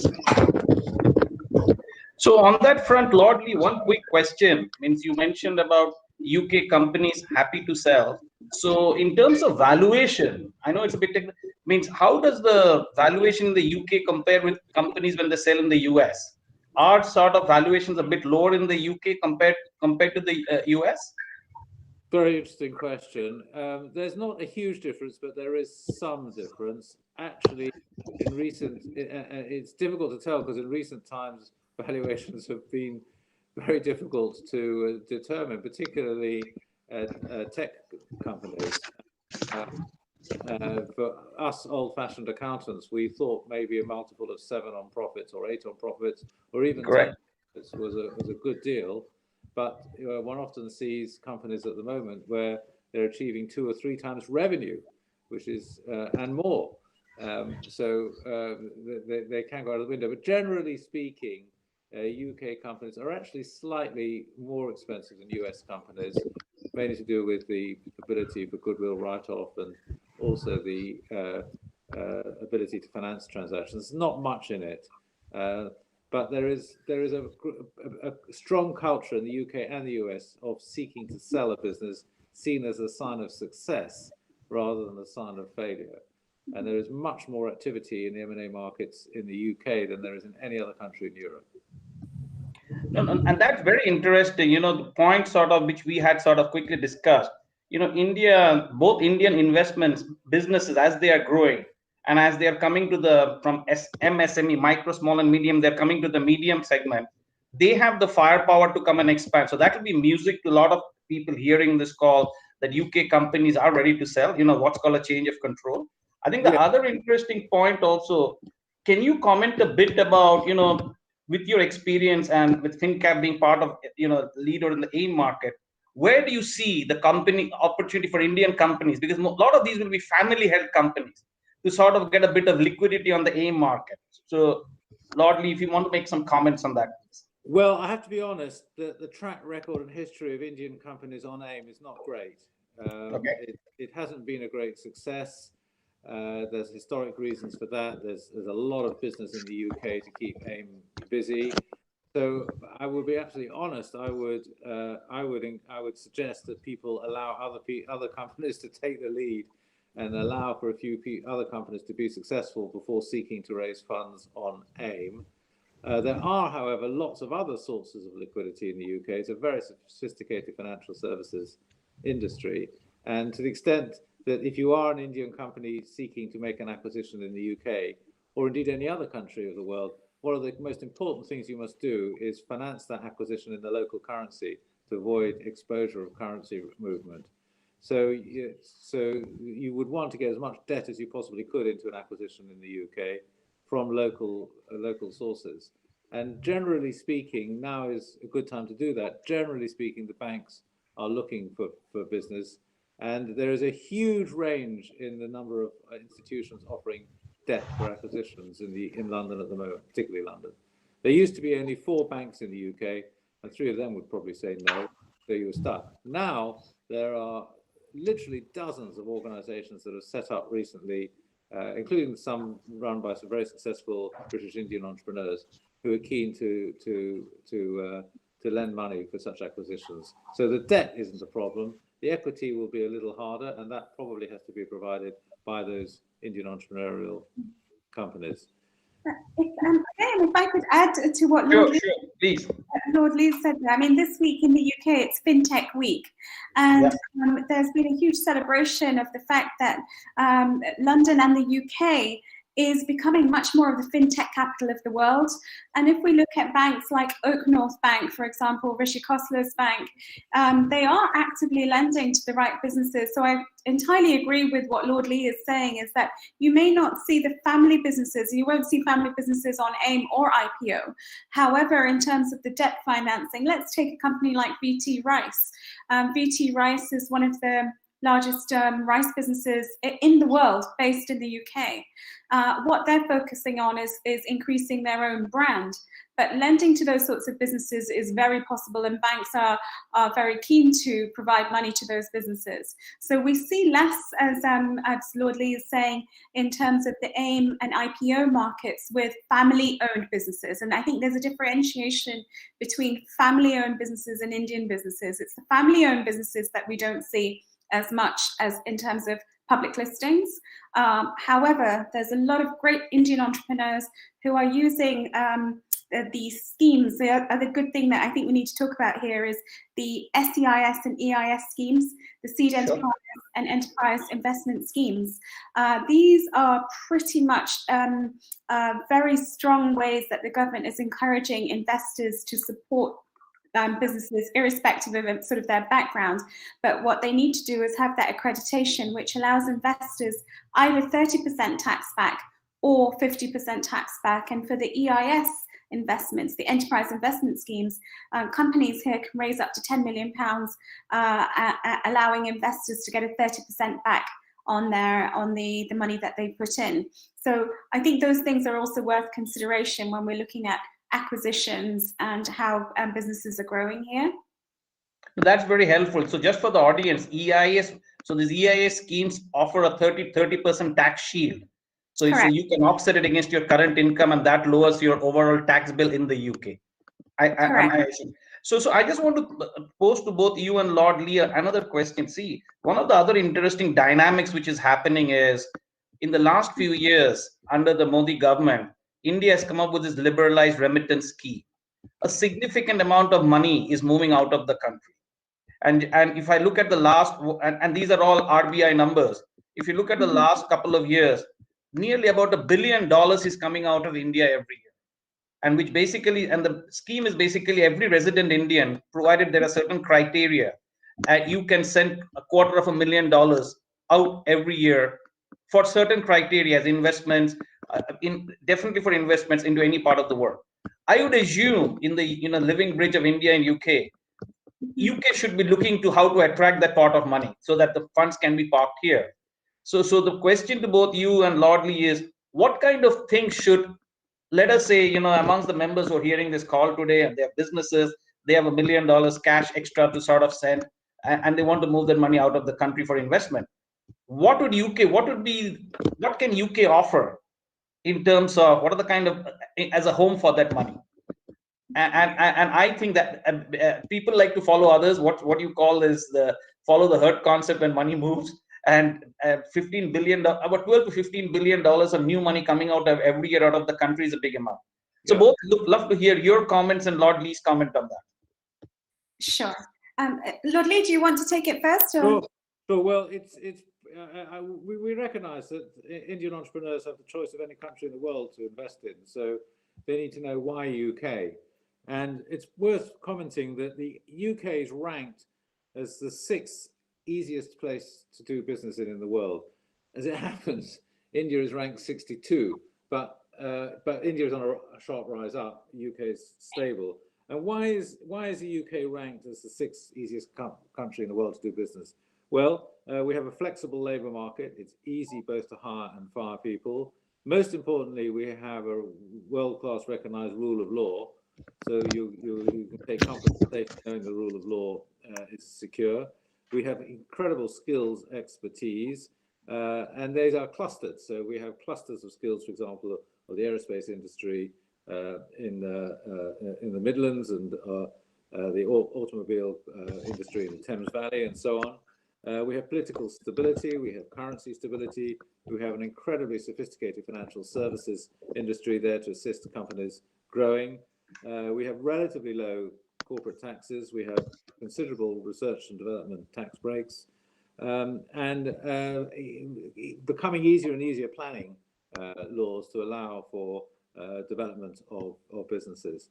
So those are the sort of the hard reasons. The soft reasons is that the Indian community has a fantastic track record of doing business in the UK, of being welcomed, of being successful, and that means that if an Indian entrepreneur comes to the UK, he will find a wraparound, or she will find a wraparound of business supporters to help them on the journey. And there are many businesses that are sympathetic with Indian businesses. So there could be a natural bolt-on or acquisition for Indian entrepreneurs that will make sense.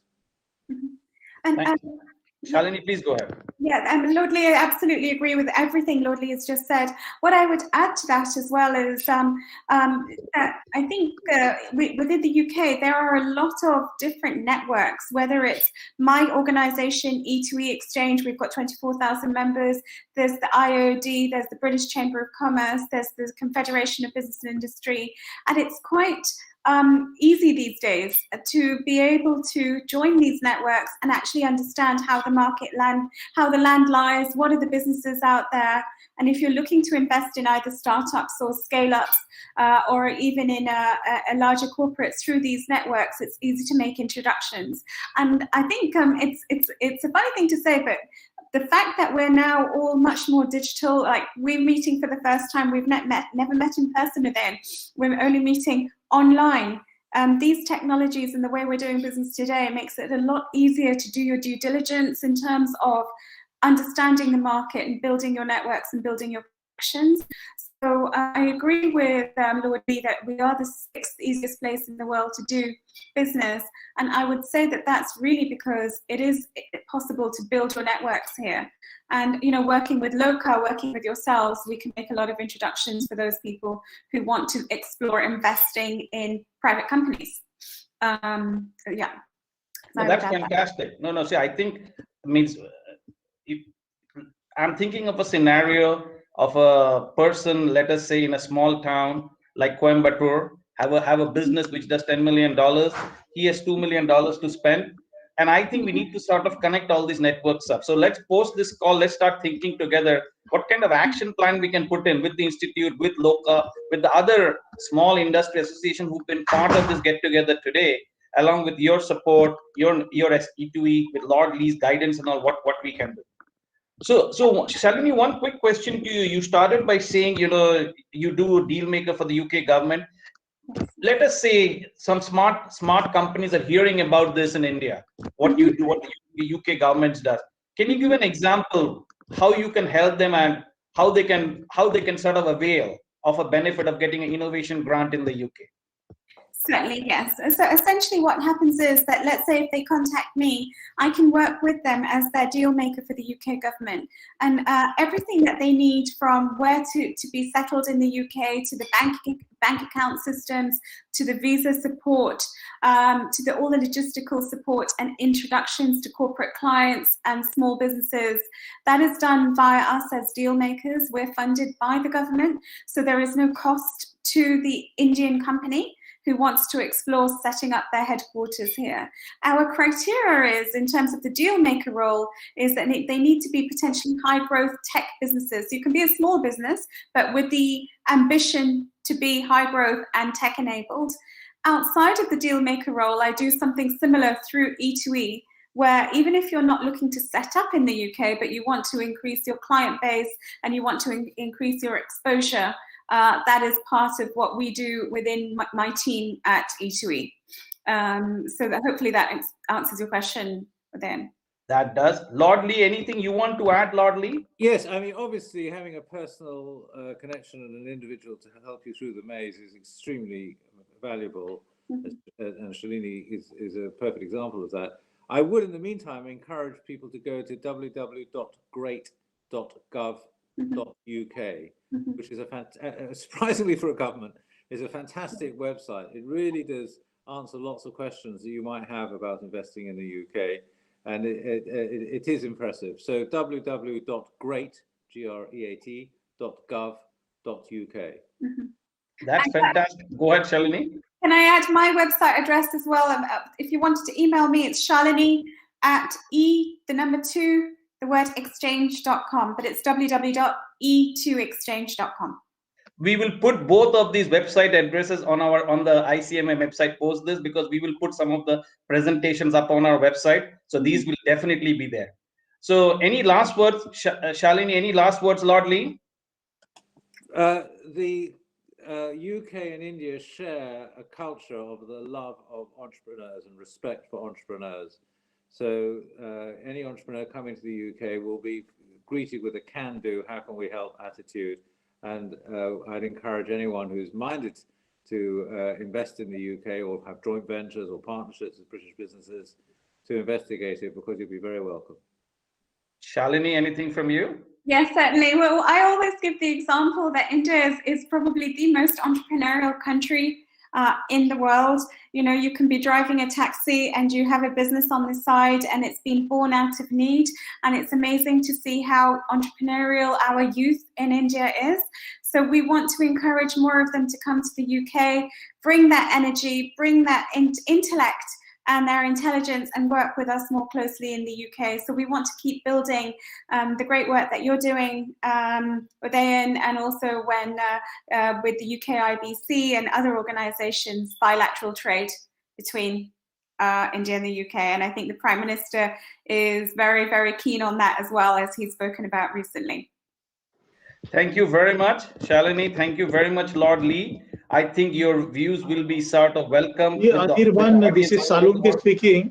Anirban, Yes. this is Salunke speaking. I have two suggestions to both of them. Can I say something? Sure, please go ahead. Yeah. See, Shalini and we are representing many large community of the startups, young entrepreneurs, women entrepreneurs, and especially those are from the manufacturing industry.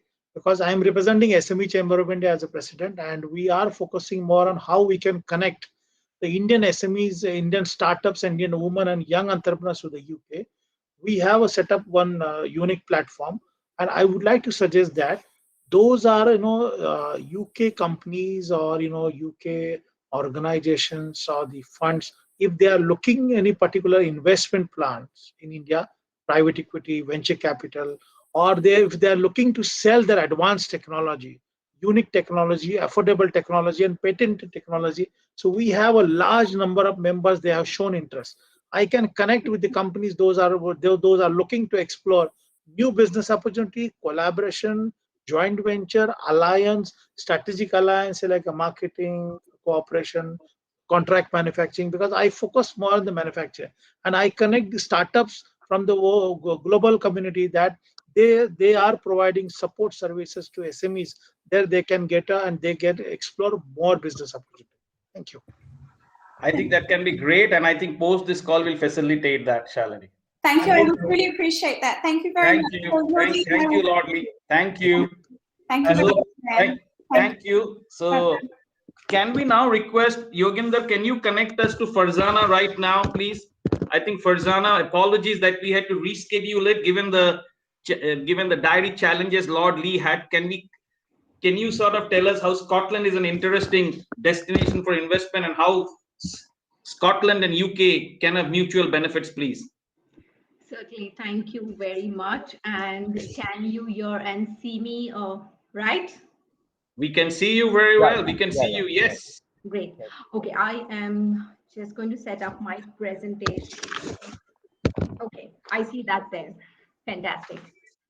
And so, good afternoon, good evening, everyone. It is a pleasure to be presenting today, and this has been a fantastic forum. So, congratulations all on board to be organizing this.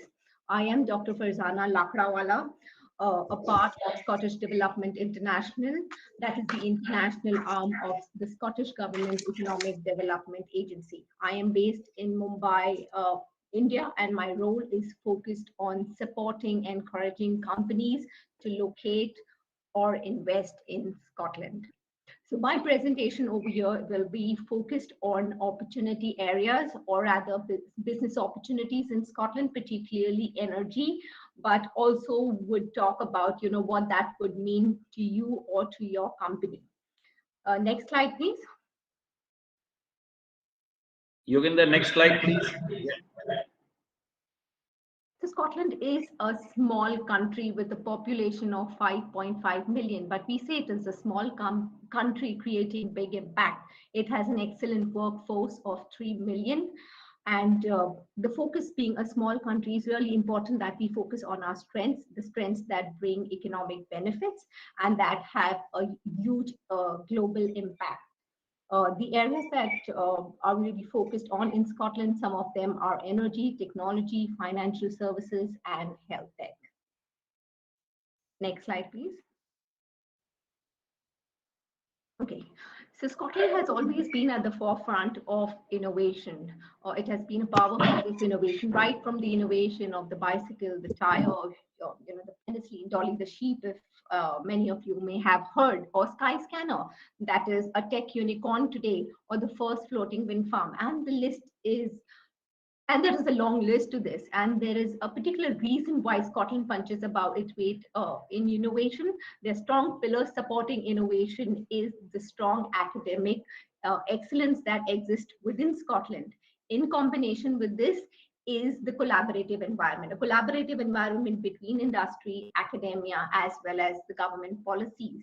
So what you see in Scotland is that the government has a very, very strong focus on innovation, and it has been a key to our economic growth.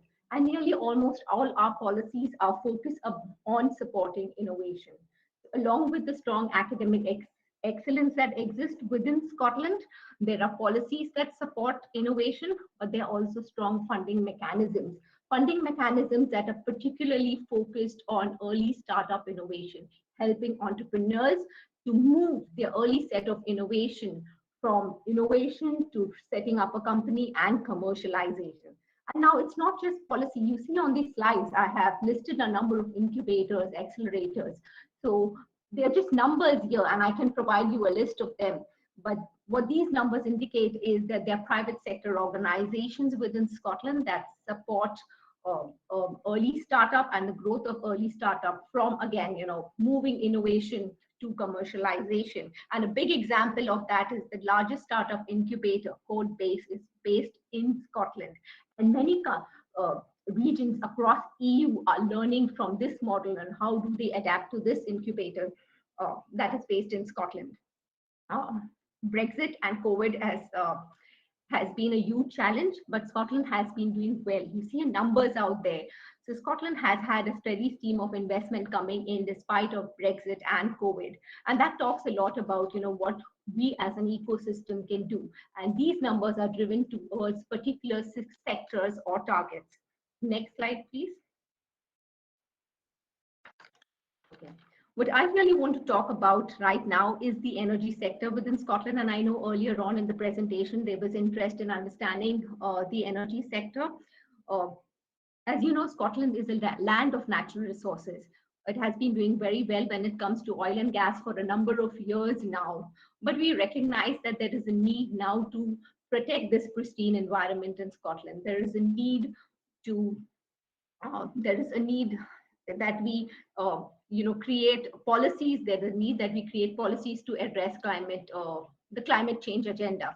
For Scotland or for the UK, it's not the climate change agenda, but it is a climate emergency. The emergency that needs to be addressed now, and people recognize that. So Scotland has a very strong, ambitious target to become a net zero emission economy by 2045.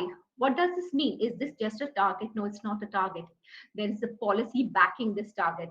When we say there is a policy backing this target, which means there is a legal obligation, the legal obligation that cascades right down from the government to local authorities, to people, to business, to communities that exist within Scotland, which means everyone is bound by this to meet this target for Scotland, thereby creating opportunities for market, creating opportunities for market to adjust and develop new technologies that support this.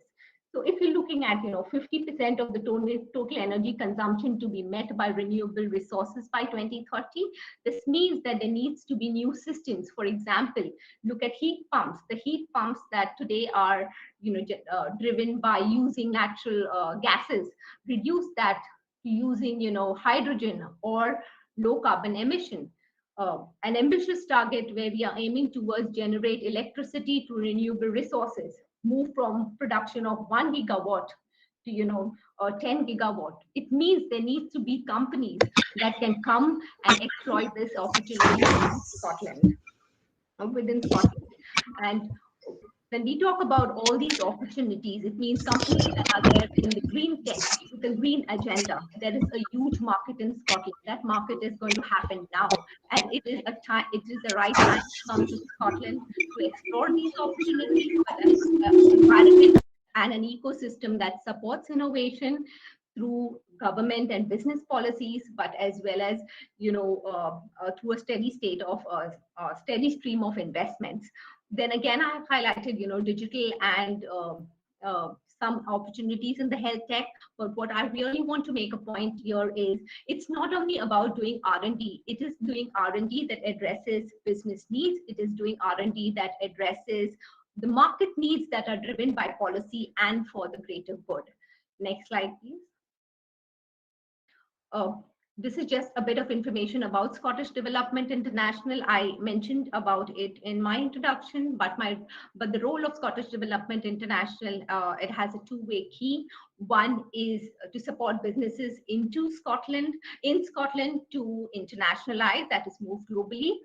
The second part is the inward investment, where I sit, that is encourage companies to invest within Scotland. And there are a number of ways we can support you or your company to locate in Scotland or invest in Scotland.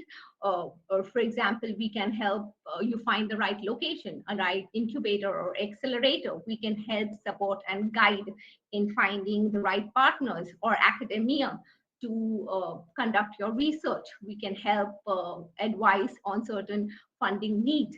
We can help the company find the right partner. There are a number of ways we can support. So if you would like to get in touch, my address and coordinates are mentioned on the right side, and I'll welcome a conversation with you. Thank you very much. Farzana, thank you very much. Apologies that we had to change the schedule, given that we are running a bit behind, but I'm sure the things you talked about Scotland will spark interest, specifically in the area of, renewables is one thing which is getting very important in India, and Scotland is way ahead. So hopefully post this seminar, you will have more interest, and we would be happy to sort of see how we can put your details along with UKIBC on the ICMA website. Thank you very much for your time, Farzana. Thank you. Can we kindly have now Alex Parker from the UK government to speak about British free ports, please? Hi, hopefully you can see and hear me. Sure. Great, thank you very much. There should be some slides as well for this, so I'm hoping that they will appear at some point. And Alex, if you can kindly do a quick introduction of yourself, please. Yes, of course. So I'm Alex. I work for the Department for International Trade in the UK government. Specifically, I am the lead coordinator in the Department for Free Ports Policy, so making sure that we are feeding it effectively on trade and investment into all things free ports. And I also have some responsibility for investment policy as well. It's a great pleasure to be with you all today, and thank you for having me. I've been asked to spend 5 minutes, and I genuinely will only spend 5 minutes, I promise, talking to you about free ports in the UK and the opportunities they present to international investors and firms such as yourself. So free ports in the UK will be national hubs for international trade and places where new innovations and products are delivered and manufactured.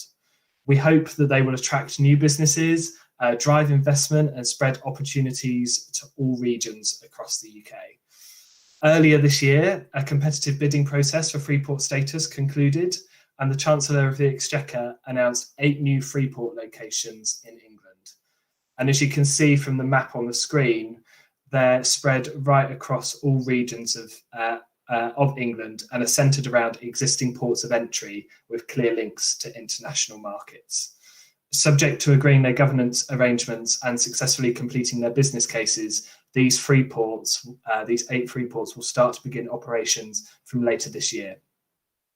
And there are more free port locations still to be announced. The UK government is working with the Scottish, Welsh and Northern Irish national governments to finalise proposals for free ports in those countries as well, eventually bringing the total number of free ports in the UK up to at least 11. Next slide, please.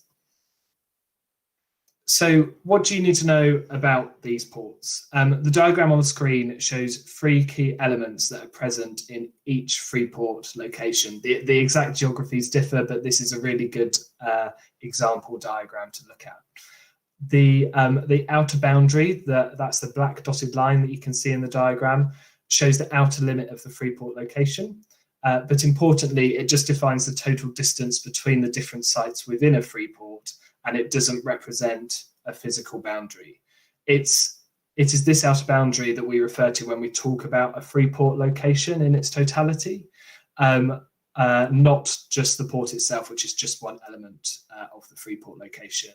Within that black dotted line, within that outer boundary, that's where new planning, regeneration and innovation policy levers will apply. The tax sites then, highlighted in green on that diagram, are the specific locations where tax reliefs will apply, which I'll come to talk about in a moment. They're agreed with our Treasury and focused on underdeveloped land to help promote regeneration, so represent prime opportunities for building new facilities. And the custom sites, the third element, which is highlighted in the yellow outline of those boxes, show where the special customs procedures and tariffs will apply. There can be several of these sites, one of which is the port itself, and in some free ports, customs and tax sites can be joined so that all the free port levers apply in one location. And that's denoted by the third box you can see on your screen, box C, which is green with a yellow outline on it. Next slide, please. So what are the levers that apply in each element, and what are the benefits of investing in a free port location? This slide gives a distilled view of what we think is of interest at this stage, but there is much more further information available from our DIT colleagues in India. In the custom zones, those are those yellow boxes we saw on the last slide, VAT suspension applies, so you won't pay any VAT on goods stored within a custom zone. And there are tariff benefits, including deferrals for goods stored in custom zones and duty inversion. That means you can import materials, such as parts to build a car perhaps, into a free port custom zone, manufacture them into a final product, for example, a car, and only pay duty on the final product when it leaves the custom zone. In the tax sites, there are comprehensive set of tax reliefs to incentivize investment. They include things like stamp duty land tax relief to encourage the purchase of premises, enhanced structures and buildings allowances on qualifying non-residential structures to support business renovations, enhanced capital allowances to reduce the cost of acquisition of key plant machinery, and you will have seen the Chancellor's recently announced super deduction also helps in this regard. Business rate relief on qualifying new or expanded properties, and national insurance contributions relief for any eligible workers earning up to £25,000 a year. And within the outer boundary, various planning reforms are underway to help smooth the planning and construction process. There will be new funding for infrastructure improvements and support and potential funding for innovative businesses to help them solve new challenges, all underpinned by the Department for International Trade's efforts to provide dedicated trade and investment support to free port locations.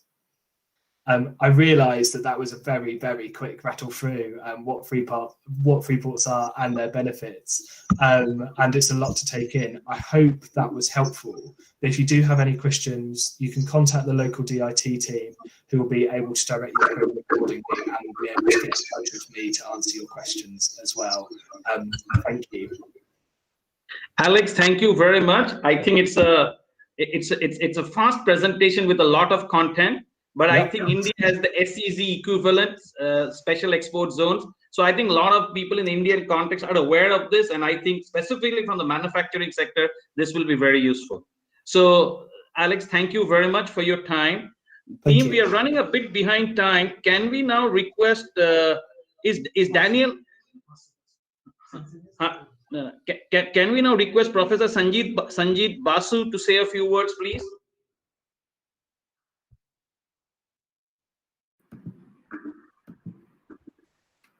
Yes, good evening to all of you. Professor S.K. Basu speaking. Respected dignitaries on this web platform and the participants watching this live discussion. I feel privileged to talk on an issue given by the London Overseas Center of the Institute of Cost Accountants of India, that is aspirations of the Indian students. Let me highlight some of the pertinent issues coming out from the researches done by different academic institutions and non-governmental organizations so that the discussion will get a clue on the emerging issues regarding the aspirations of Indian students. The youth of India, that is the youngest nation of the globe, are eagerly looking for opportunities that are to emerge from them during the golden era of demographic divide. That suddenly bring the focus on quality and level of skill development.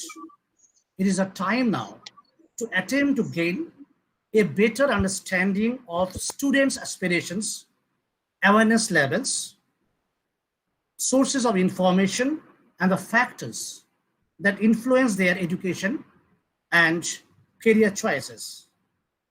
It is also required to map the students' interest against sectors that are slated to experience the highest growth in terms of job creation. The research findings I'm talking about confirms that low uptake of vocational training is an issue not only of awareness, but also that vocational education in India is perceived to be of low quality and considered as the option of the last resort, both by the students and parents. Going beyond industry and into specific concerns, areas, career-specific areas, the research study shows that teaching, engineering, and medicine are the top 3 careers the students aspire to. In addition to above, where sectors that are popular with students are banking and finance, that national security, including the Indian Armed Forces and police services. In conclusion, I can say that the sectors where employment demand will be high, but will clearly face considerable challenges in finding motivated, skilled workers, while the contribution, say for the construction companies, construction industries, and automotive sectors are expected to be the maximum absolute requirement for skilled workers is required in that area in this decade. But only a small proportion of the students are interested in pursuing a career in either of these sectors. So therefore, my contention is that there is a mismatch between the students' aspirations and career opportunities. Proper mapping and matching can solve this problem. Thank you. Professor Basu, thank you. Professor Basu, thank you very much for your presentation. Hopefully, I think we'll have a series of presentations now covered on education. And I need to make a bit of a change in schedule because of timing. So I'll go straight to Lord Bird. Lord Bird, I can see you on the screen. Yoginder, can you sort of enable Lord Bird, please? I think it is coming as Parveen Bird, Lord Bird. Yoginder, can you kindly do that? And Lord Bird, you can hear me? I hope so. Yeah, you're nodding your head. So Yoginder, can you unmute and enable Lord Bird, please? Yoginder? Hello? Hi, Lord Bird, can you hear me? I can hear you. Can you hear me? Yes, please, Lord Bird. I think we can all hear you. We can see you. So thank you, Lord Bird, for agreeing to be part of this event, the Living Bridge UK and India, covering business and education. And I thought this is an interesting opportunity to hear from you. And Lord Bird, everyone on the speak is a crossbench peer. So Lord Bird, if you cover a few points, a bit about your background and what you do with the big issues, and you are driving this future generations bill, which affects the youth. And we have a lot of people who are college students have graduated on the YouTube on the live today. Love to hear that from you. And I think if you can also talk at the end what I think Professor Basu mentioned, that youth of today for leveling up who are sort of falling outside what I call the sector or falling out of the economic sector, how skill-based or vocational-based training is very important. Lord Bird, over to you, please. Thank you very much. Well, I'm John Bird, Lord Bird of Notting Hill. I've been a crossbench peer for the last 5 years, which means that I volunteered to join the House of Lords, and I volunteered to join, and they chose me as a crossbencher, which means I don't sit under any party. I am one of those persons who comes from the working classes or even the underclasses, because I come from crime, violence, poverty, slumness. I was born in Notting Hill to a London Irish Catholic family just after the Second World War. So I'm very, very much one of those persons who, over the last 75 years, because I'm that old, has managed to turn their lives around with the aid of a lot of other people, and become a advocate in the House of Lords, not simply to make the poor comfortable, but to end poverty. And I find that most of the activities of the House of Lords and most of the world is obsessed with the emergency of poverty, but not the prevention of it. They get very involved in working on solving the problem of somebody without food, but then they don't seem to move on. We have, and that is a kind of intellectual problem that we need to face. So I started The Big Issue, which is a street paper, and it helps to get homeless people out of the streets and getting them into a legal form of money making, so that if they do have habits like drink or drugs, then they're not robbing or prostituting themselves to do it. So it's a kind of crime prevention program, a decriminalizing of the poorest among us. I, by the way, did go to India to start a street paper in India, but I ran into a major problem, and that was there were too many things being sold on the streets already, and I would not be doing anybody any favors by adding another reason for people to operate on the streets, because we need to move beyond the streets, and that's exactly what we've been doing in the 75 countries that we operate in around the world. So anyway, so I have a bill going through Parliament which is called the Wellbeing of Future Generations Bill, and it's largely about stopping the problems that happens when legislation is passed from being a bill into going on the statute books. And the problem that we have in Britain is about 70% of the time that is spent by Parliament, 70% of that is about the damage and the collateral damage and the actual problems thrown up by poverty. So we have a poverty-driven parliamentary system. We have a parliamentary system, we have a local government system, we have a school system which is driven by poverty. So for instance, if you go to many of the schools in the United Kingdom, there will be on average 37% of the children who will have come out of poverty don't get on very well, and actually when they leave, they don't have the skills and the abilities and the social value, the social opportunities to move out of unskilled or semi-skilled work. So, and therefore they occupy the working poor, the people on long-term unemployment. They are people who use the A&E department to drop in, and they fill up our prisons. 90% of, at least 90% of the people who are to be found in our prisons did not do well at school. So the Future Generations Bill is to try and make conscious the way in which we create laws, so that we don't then have to be disentangling laws as we do in the Parliament that we are in at the moment. And we spend an enormous amount of time disentangling the mistakes made by previous governments and previous legislation.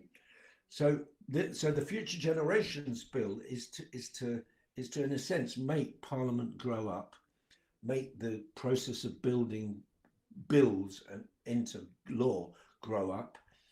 There are all sorts of things. I'll give you a beautiful example that a Baroness Helena Kennedy, who was a campaigning baroness, a campaigning young barrister from Scotland who was totally committed to the idea of trying to protect the rights of the accused. And what she did, she helped create a number of laws around the rights of the accused. 30 years later, she has to admit that the laws of unintended consequences have come to bite us, because one of the reasons why it's very, very difficult to get a rape case through the courts in Britain, in the United Kingdom, is because of all these laws that she helped put together to protect the rights of the accused. So this is a stumbling block. I mean, only about 3 or 4% of people accused of rape ever get into the courts. And it is one of our biggest social problems, and probably encourages the growth of people doing crimes against largely women. So anyway, so these laws that we're trying to do are laws that look at what is the effect this will have on future generations. So that's the work that I've been doing. When the COVID-19, 15, or was 19, I forget the number anyway, the COVID hit, what happened to the company that I was running, the big issue, is we had to stop selling papers because we had to remove our vendors from the streets. And with that, we also started to look at another major problem. And that was the fact that there were a lot of people who were going to be coming out at the other end with COVID-19 related poverty. And they would not be able to pay their rent because they'd lost their job or pay their mortgage. So we created something called the Ride Out Recession Alliance. And the alliance was to bring many businesses together. We've got a couple of hundred businesses, and getting them to work together to campaign so that the government doesn't allow people to slip into poverty through homelessness, because homelessness is always 3 times more costly than if you support people to stay at home.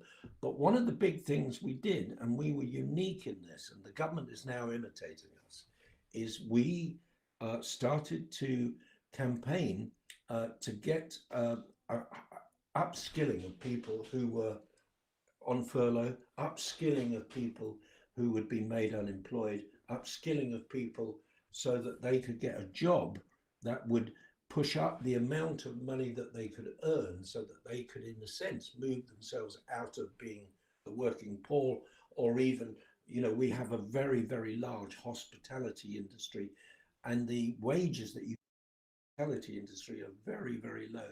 So if we can skill people up, if we can improve the lot of their lives and improve the basis of which they can run their family and run the lives of other, and improve their lives and improve their education and improve their opportunity. We have too many things in the United Kingdom that stop people gathering those skills. I mean, there are some real things that we have to struggle with. Why, for instance, is it that if everybody praises social housing in the United Kingdom, but if you actually do come from a social housing background, you only have about 2% chance of ever getting a highly paid job, and you only have a 2% chance of ever getting to the university or the college, or finishing your levels and getting a high school certificate, leaving certificate. Those are some of the really big problems. So therefore, if we want to help people out of poverty, we need to address the fact that a lot of people are in poverty because they didn't do well at school. 37% of children have failed at school. They didn't do well in life. And therefore, if we can skill them up, we can move them on to somewhere else. The last thing I would say, the skilling up is not a class-based thing. It is about all sections of the community. There are people in the United Kingdom now who are on furlough, which will end, who are on some form of support, whether it's social security, which will never fulfill their needs, and they will be just living hand to mouth for the rest of their lives unless we can get them jobs. And the only real way of getting people jobs is to increase the skill base of what they are doing and who they are and how their children get how their children get the opportunity passed on to the next generation. So that is the kind of area I'm working on. I am really pleased that Udian has asked me to speak to you today, because I'm a proselytizer and evangelizer for social justice. I'm a proselytizer and evangelizer for social opportunity, social mobility, and I'm also a proselytizer on getting rid of all of the things that stop our children from getting the skills that enables them to get out of poverty or out of need and move up socially and enrich the lives of our countries. Thank you very much. Lord Bert, thank you very much for your time. Thank you very much for your messages. I think on the issue of skill-based education, if there's any way LOCA and the Institute can help in that initiative, we'd be very happy, because we have a lot of advanced courses where we can start people who have not done well in academics. The whole purpose of skill-based education, how do we help people who have not done well in academics, fallen out of society, give them an additional skill set? We would be very happy to speak on those basis. And I think we are moving into a new world. Today, Google is saying, you don't need to have a college education to come and work for me. We are going to look for different attributes. So Professor Bird, Lord Bird, this is a conversation me and you should have. We love to have this. And I think, social justice is very important, I think, in life. I think we should all look at that. Thank you very much for your time. Appreciate it, Lord Bird. Thank you very much. And I will now have to leave, and good luck with the rest of your conference. Thank you. Thank you. Thank you very much. In the interest of time, we just need to move our schedule a bit. Is Professor Jane Falkingham here? Yoginder, can you connect her? Hi. Hi, Professor Falkingham. How are you? Very good, thank you. My apologies. I think my apologies to a few others, because I know you have to go to another meeting. So Sabuji sort of was requesting if we can move the schedule a bit. So I just thought, we should. Yeah, that would be wonderful. Thank you. How do we end this? Thank you. And Jane, you have a few slides you want to put up, right? Yep, I do. Do you want? Are you going to put that up, or have you emailed that to us? Have I got it? Can you see it now? I'll just share it. I can't see the slides yet. Are they up? No, not yet. It is coming. Oh, I think. Rolling around. Yeah. So Jane, if you can kindly do a quick introduction about yourself. I think your role at Southampton, and then let's go through it, because we are running a bit behind time today, because there are quite a few others to accommodate. Absolutely. I'll move with speed. So good afternoon, everybody. Good evening to our colleagues in India. I'm Professor Jane Falkingham, and I'm the Vice President International at the University of Southampton. And first of all, I just want to start by sending my very best wishes to everybody in India. We stand with you at this very difficult time. So please take all the best wishes from colleagues in Southampton. And please do let us know if there's anything that we can do to help you at this difficult time. So the University of Southampton is based in the city of Southampton, and I know many of you will be familiar with London, so I'm just going to show you a few pictures of what Southampton is. It's a city on the south coast of the UK, and it's actually a free port. We've just been hearing about free ports, so we're looking forward to the rejuvenation of our city under its new free port status. Of course, we have a big dock, but we're also very close to the New Forest and to the historic city of Winchester. And it was the main port, probably best known for the Titanic, where the Titanic left from. But we also have a Premier League football club, and more importantly for this audience, we're home to the Ageas Bowl, which will be hosting the India-England cricket match as part of the forthcoming World Cup, should we ever be allowed to do this in person. And we look forward to hosting the Indian cricket team very shortly. We're very well connected, so we're only an hour from London, but we also have a small airport which has flights all across Europe. And the University of Southampton is one of the UK's top universities. We're ranked in the QS Top 100. We're currently ranked 90th, and we're 8th in the UK for our research intensity. And we have 7 campuses, including a campus on Malaysia. All of our international students are guaranteed accommodation in our student halls of residence, and we have a whole range of options, ranging from rooms which have ensuite facilities through to rooms which just have shared bathroom facilities, and obviously different prices. The university is home to a whole host of innovative research, which I don't have time to go on to, but just thinking about the comments just being made more recently, we are home to one of the UK's #1 university future startups accelerators. And I'm just thinking immediately, hearing about the Freeports, that this is a really great opportunity. Also home to the India Centre for Inclusive Growth and Sustainable Development. And this is really a focus of our Indian activities. And we have one of only 2 Mahatma Gandhi trees in the UK. This is your then High Commissioner came to Southampton to help us plant the tree and celebrate the anniversary. We have Jane, quick one. I think when you inaugurated the India Center, I was also there along with Professor Sabu and yourself, if I'm yes, correct. there you are. Absolutely. There you are. Absolutely. Thank you. Yeah, go back to the picture. And of course, there's Lord Patel as well. Correct. Lord Patel of Bradford.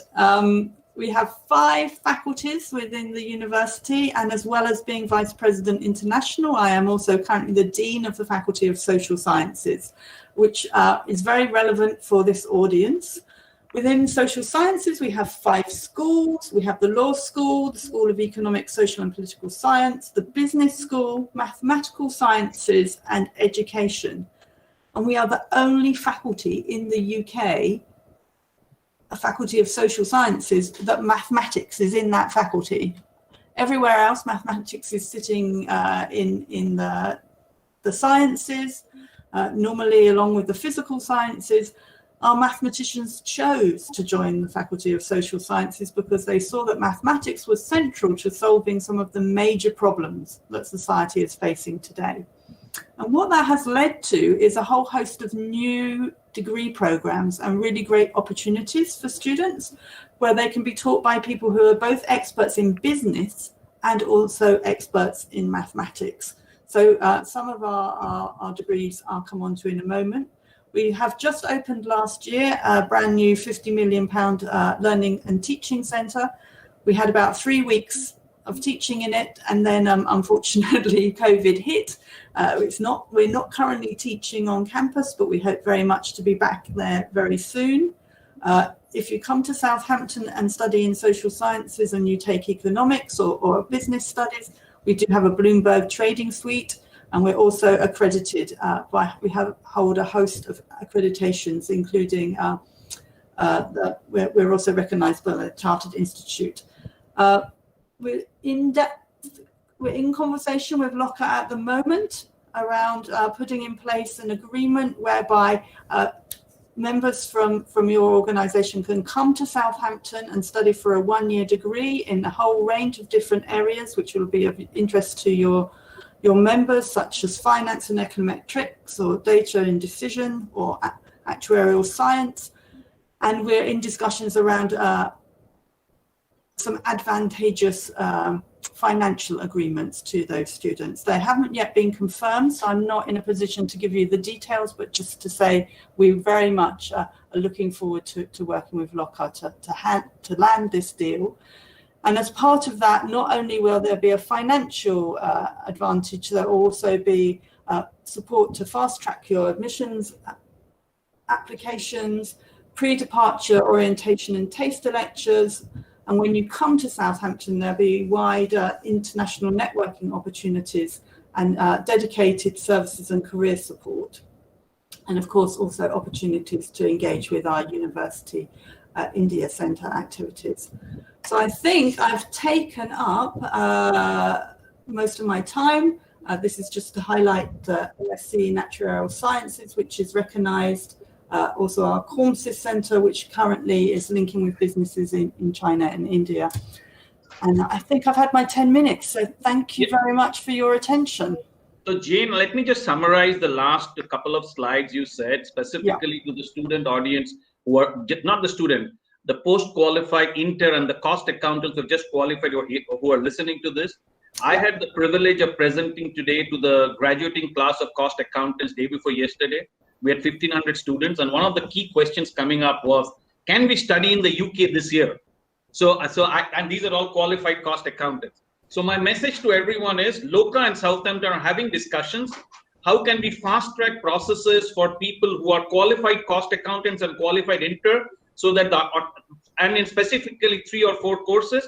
And I think the details have not been worked out, and LOCA and Professor Falking of Southampton University are working on the details. Hopefully, if things go ahead, there should be some announcement. Absolutely. So Jane, I'm taking the privilege to make you sort of saying this, because that will be what students are looking for. Thank you. Thank you very much, Jane. I'm sorry, and we need to rush. No, I completely understand. And thank you very much. Wishes from Southampton to everybody at this challenging time. Fantastic. Can I now request Tara from Yoginder? Can we go to Tara Panjwani? Tara, I know you have to rush. Apologies for delaying this. Can you just give us a quick view of what you see as the UK-India education sector, and how UK is becoming very popular with Indian students? Tara, over to you. Yoginder, can you connect Tara, please? Thank you so much. I can share my slide, and I'll be really, really quick as well. 1 second. And Tara, you have a fact-based presentation. So we Indians like facts. So very good. Let's go ahead. Can you see my slides? That's what I was just wanting to ask. We can see you. How do I present my slides? Don't worry. Yoginder, can you put up Tara's slides, please? And I'll be really, really quick, everybody. So thank you so much. I'm Tara Panjwani from the UK India Business Council. I manage our higher education sector, which helps UK universities do more in India and engage more with Indian students. And today you asked me to present on numbers of Indian students to the UK and ways in which the UK universities are welcoming them. So next slide, please. I will go super quick. Basically, seen from a UK university lens, India is one of the world's largest higher education systems. It's hugely attractive, 500 million people under the age of 25, close to 1,000 universities, 40,000 colleges. And in addition, India is poised to be the largest student source market, second only to China. According to the Indian Ministry of External Affairs, there are 53,000 Indian students studying abroad, and that number just keeps increasing. As you all know, India is mostly a PG market, so majority of Indian students studying abroad are postgraduates, but undergraduate numbers are also remaining quite consistent. The US is the top destination for Indian students, followed by the UK, Australia, and Canada. Next slide, please. This is just a snapshot, just to reiterate those numbers, because I think they're quite worthwhile to look at again. And just to point out that Canada actually is gaining a lot of ground in popularity, especially in 2021. Next slide, please. And now we come to the outward mobility trends for Indian students to the UK. So according to data gathered from UK's HESA, Higher Education Stats Agency, Indian student numbers grew by 42% in a 5-year period between 2014-15 to 2018-19. And then in the following year, they more than doubled to rise by 102% to 55,465 in 2019-2020.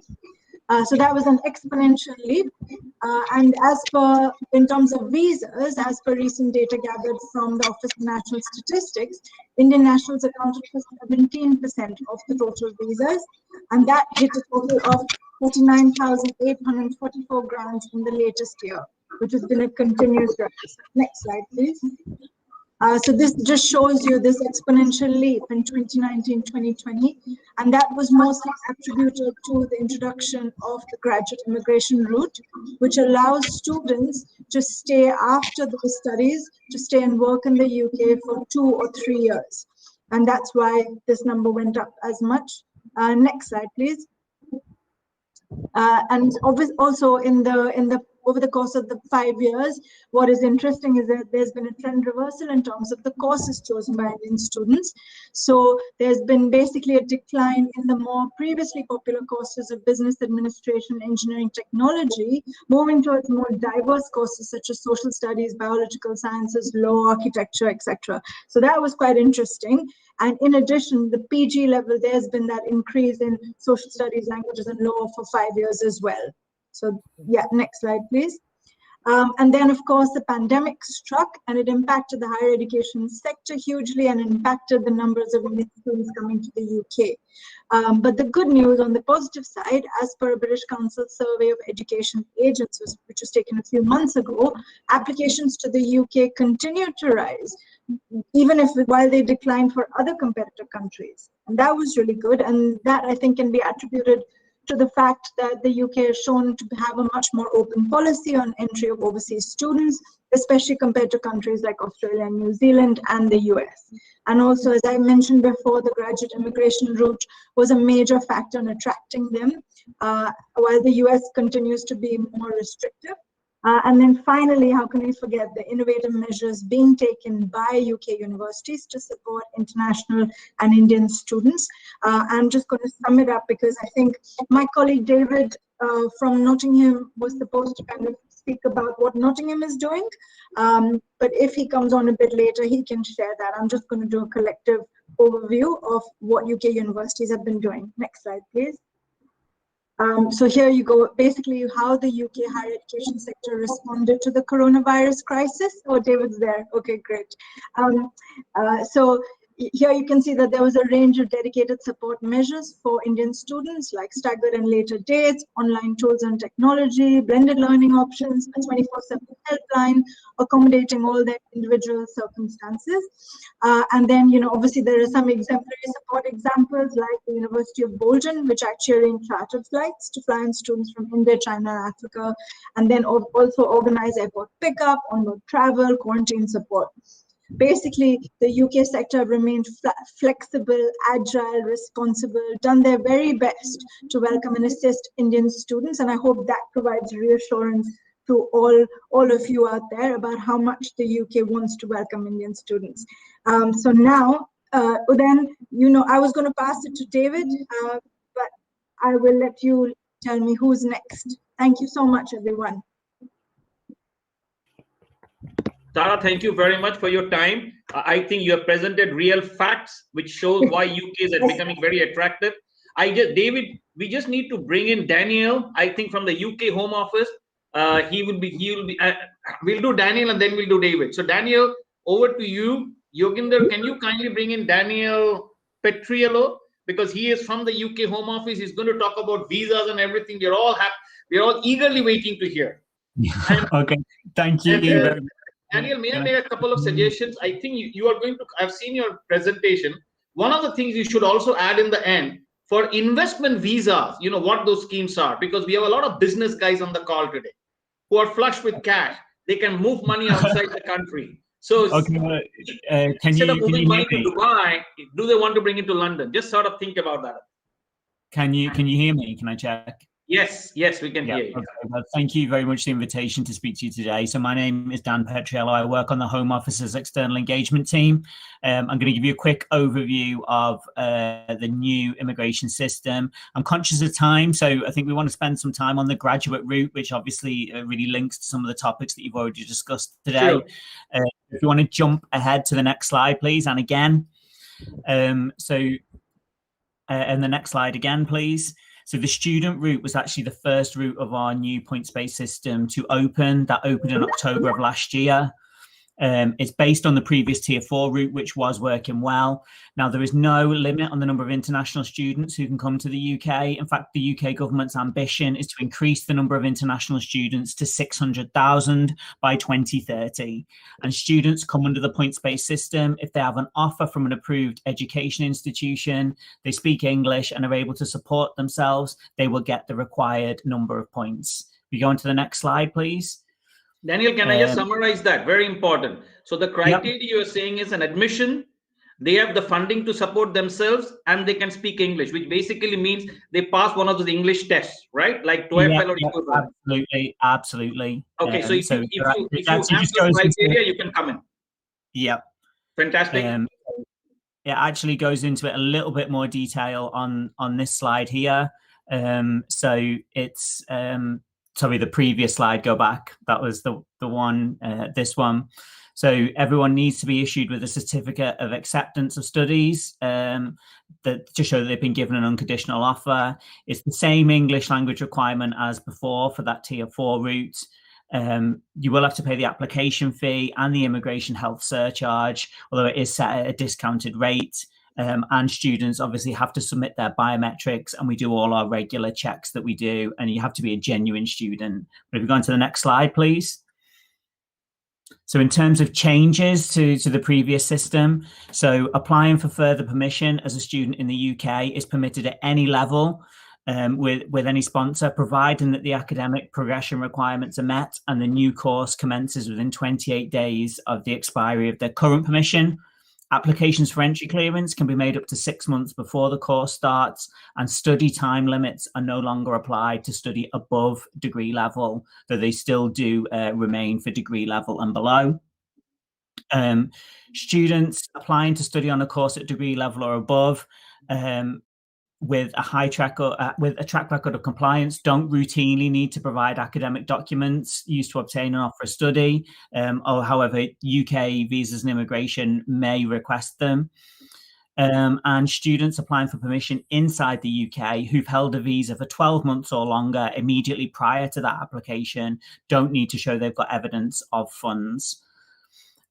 Now, also just to note that the doctorate extension scheme is closing for new applications to coincide with the launch of the graduate scheme. And if we jump forward, I'll tell you about the new graduate scheme. So the next slide, please. So the new graduate route opens for applications on the 1st of July, and it allows the UK to retain the best and brightest international students to continue to contribute to UK society and economy post-study.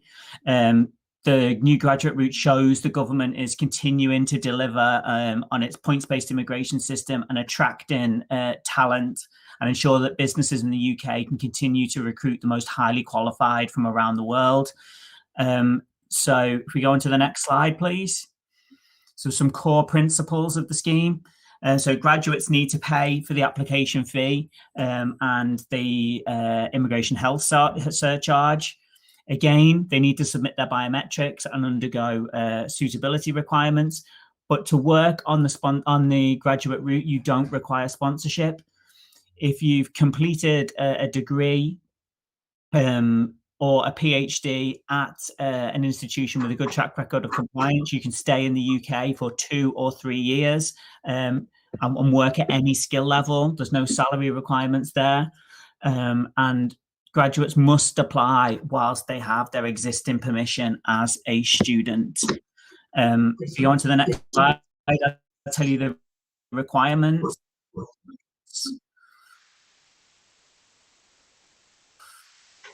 So the requirements are points-based. So all applicants who meet those requirements will be awarded the full number of no tradable points like there is in the other routes.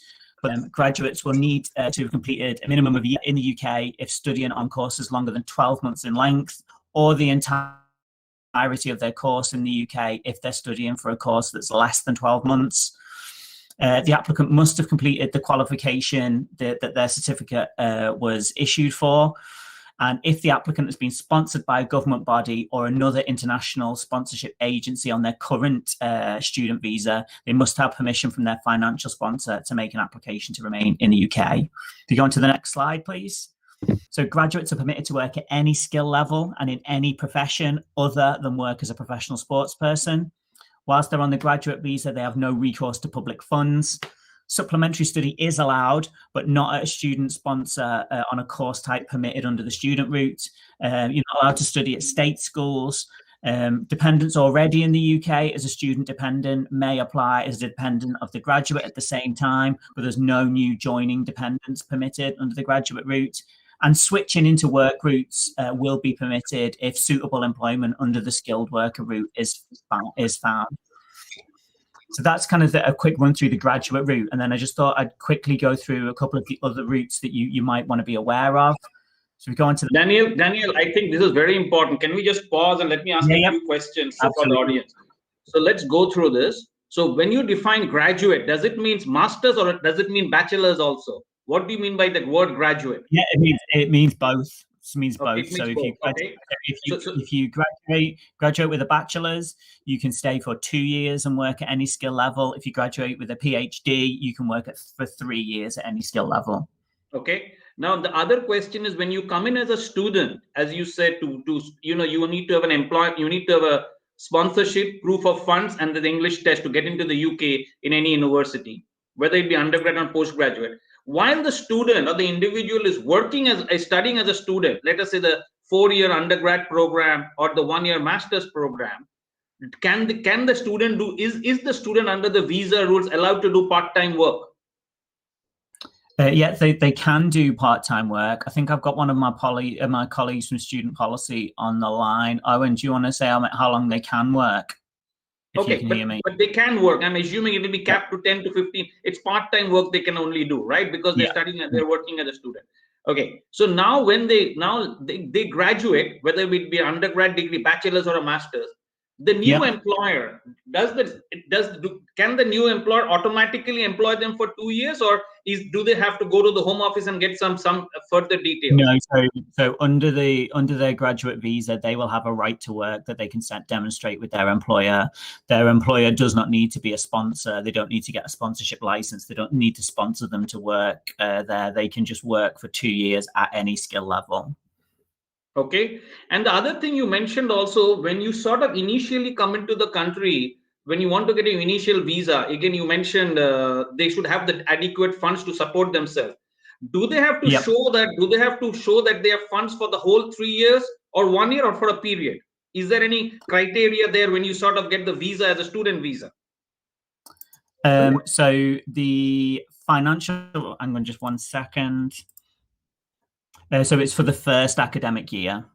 Okay, so either they have to show proof or the funds should be in the country so that they can get the visa accordingly. That's when you issue the visa. That's what they have to show. Yes. Yep. Okay, fantastic. I think the reason I'm sort of paraphrasing this is because we have a lot of the students on the call, and not students, people who have already finished their cost accounting, and they would love to hear this, because then they'll have to go to their parents and say, "Dear Papa, dear Mama, please fund me so that I can study in the UK for a master's and then I can work for 2 years." But naturally, it is not only the students. If I look at, if you all look at when we were kids or we were growing up, our Papa or Mama funds us.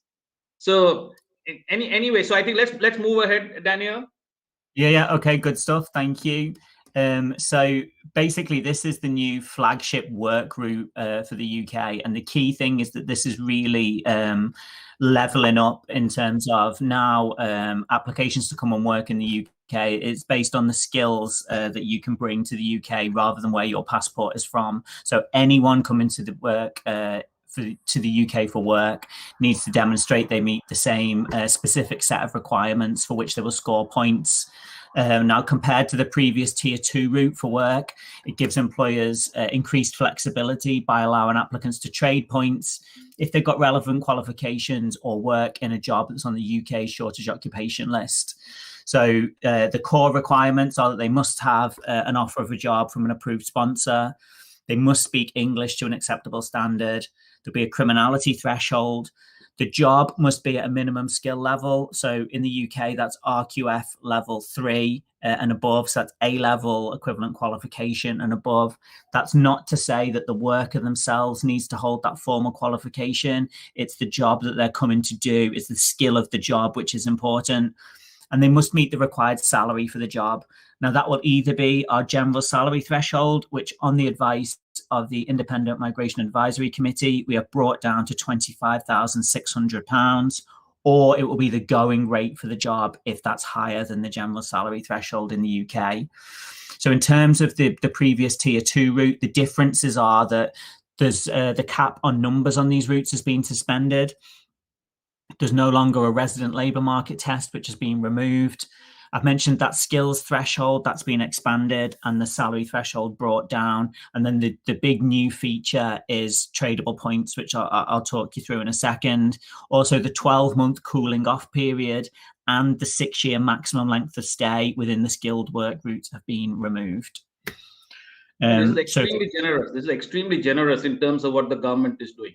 One quick question. Certainly much more generous than the previous tier 2 route. Yeah, very generous. And the question quick, you mentioned approved sponsor. What does that word mean? So it means that you've have an approved sponsor.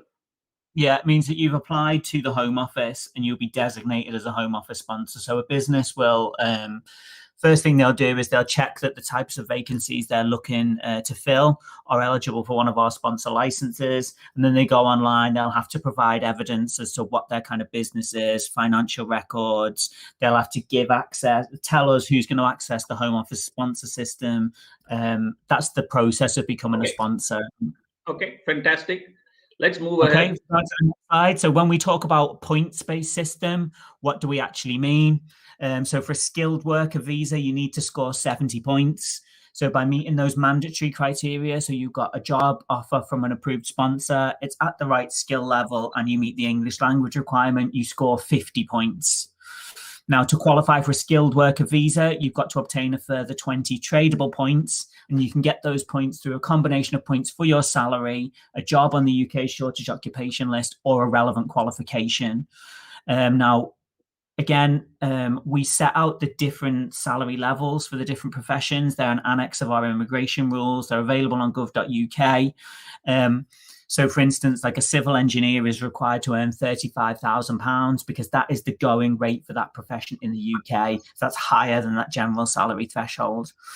Now, it is possible to reduce the salary requirement if the migrant can score points for their attributes or the nature of their job. So if a job is on the UK shortage occupation list, you can score a 20% discount on that salary requirement. If the migrant has a PhD that's relevant to their job, that's worth a 10% discount. And that rises to 20% if the PhD is in a STEM subject. And new entrants to the labour market can also secure a 30% discount on the salary requirement. Now, these discounts apply to either that general salary threshold or the going rate for the job, whichever is higher. But there is a general floor of £20,480 below which a salary can never drop when those discounts have been applied. There are a number of jobs in the public sector, such as doctors and teachers, which are subject to separate arrangements based on published pay scales. Now, we will retain the ability in the future to increase the number of attributes that you can score points for to help us meet the needs of the economy, but those mandatory requirements will never become tradable. Now, I'll send you out some links so you can see the different ways that you can trade points.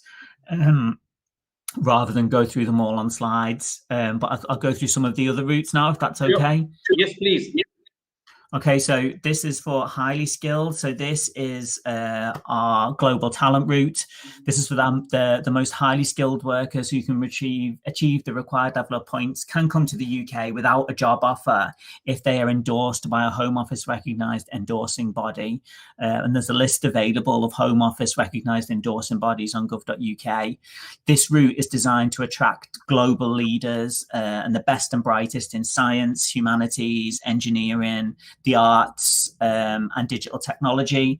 We've made some changes to this route, so that's the criteria for senior appointments under this route have been revised so that the route caters for people who are earlier stages in the year, not necessarily absolutely established leaders. The definition of the types of academic and research roles that qualify under the global talent route has been expanded, and obviously the points element has been introduced in line with the points-based system. And I'm going to talk you through our startup and innovator routes. So the government wants to make the UK the best place in the world for high growth, innovative companies and startups. Our innovator and startup visas are for those who want to set up an innovative business in the UK. So on the left, you can see some of the criteria on the screen. As I say, we will send this all out.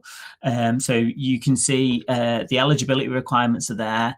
but you must be able to show that your business idea is a new idea. You cannot join in a business that's already trading, and this is about innovation. You must have an original business idea which is different from anything else on the market, and it must be viable and it must have potential for growth. Before you apply for this visa, you must be endorsed by an authorized body. Now, on the other hand, we also have our innovator visa, and that's similar to the startup visa in that you must be able to show that your business idea is new, innovative, and viable. And as with the startup visa, you need to have your business or business idea assessed by an endorsing body. But there are some differences in the eligibility requirements for the innovator route.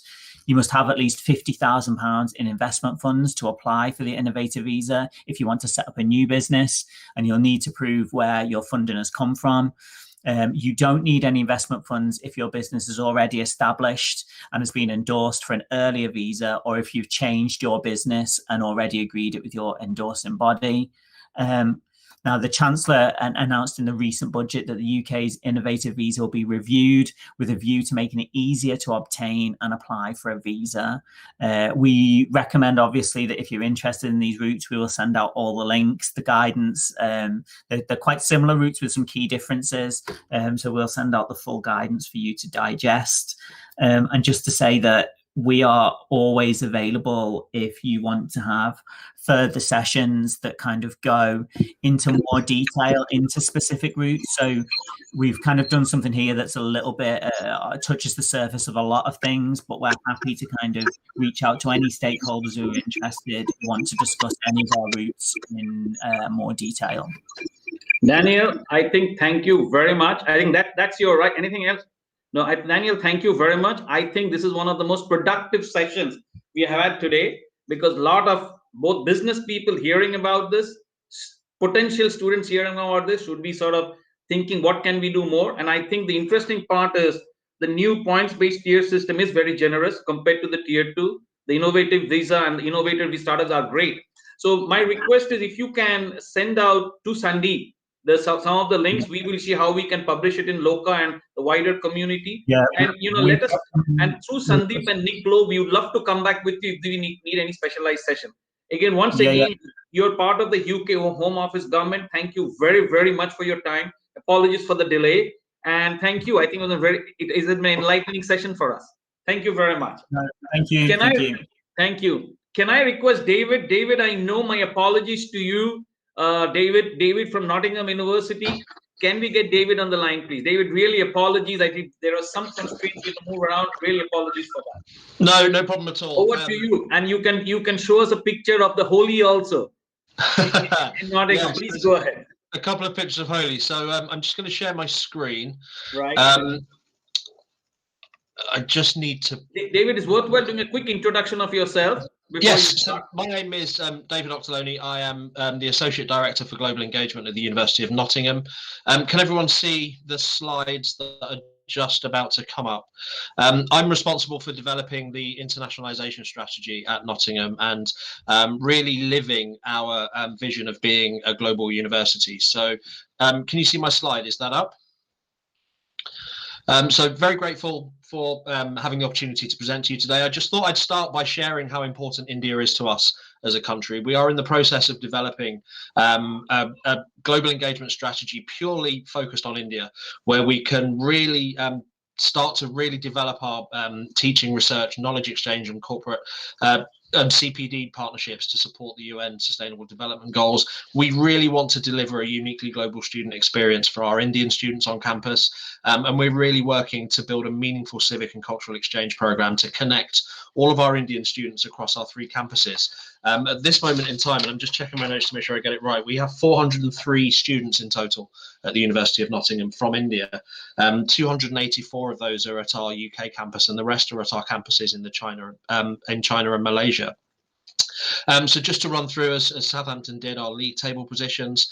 And what I'm going to do, I've got quite a few slides, and I'm going to skip over some of these quite quickly to really focus on the student voice and the things we do at Nottingham to really cater to our Indian students. But I'm very grateful that the slides that I'm presenting will be hosted on the main website for this event. So please do check them out afterwards.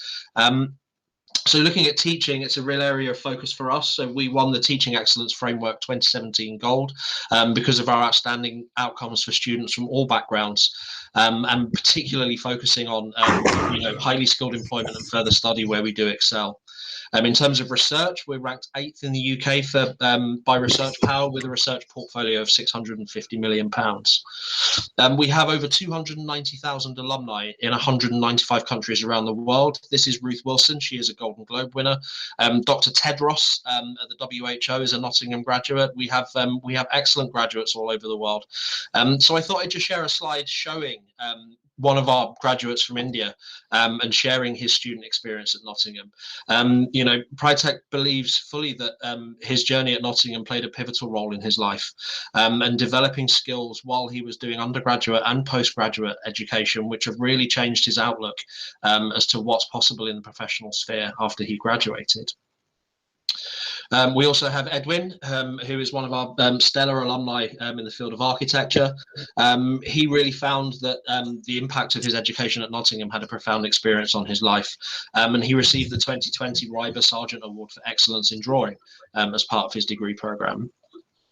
Looking at our student breakdown, so we have quite a large international student cohort. A quarter of our students are from outside of the UK, outside of the EU, with a further 10% in the EU. And I think quite importantly for the parents that are on the call, 83.1 of our students at Nottingham graduate with a first class or an upper second class honours degree.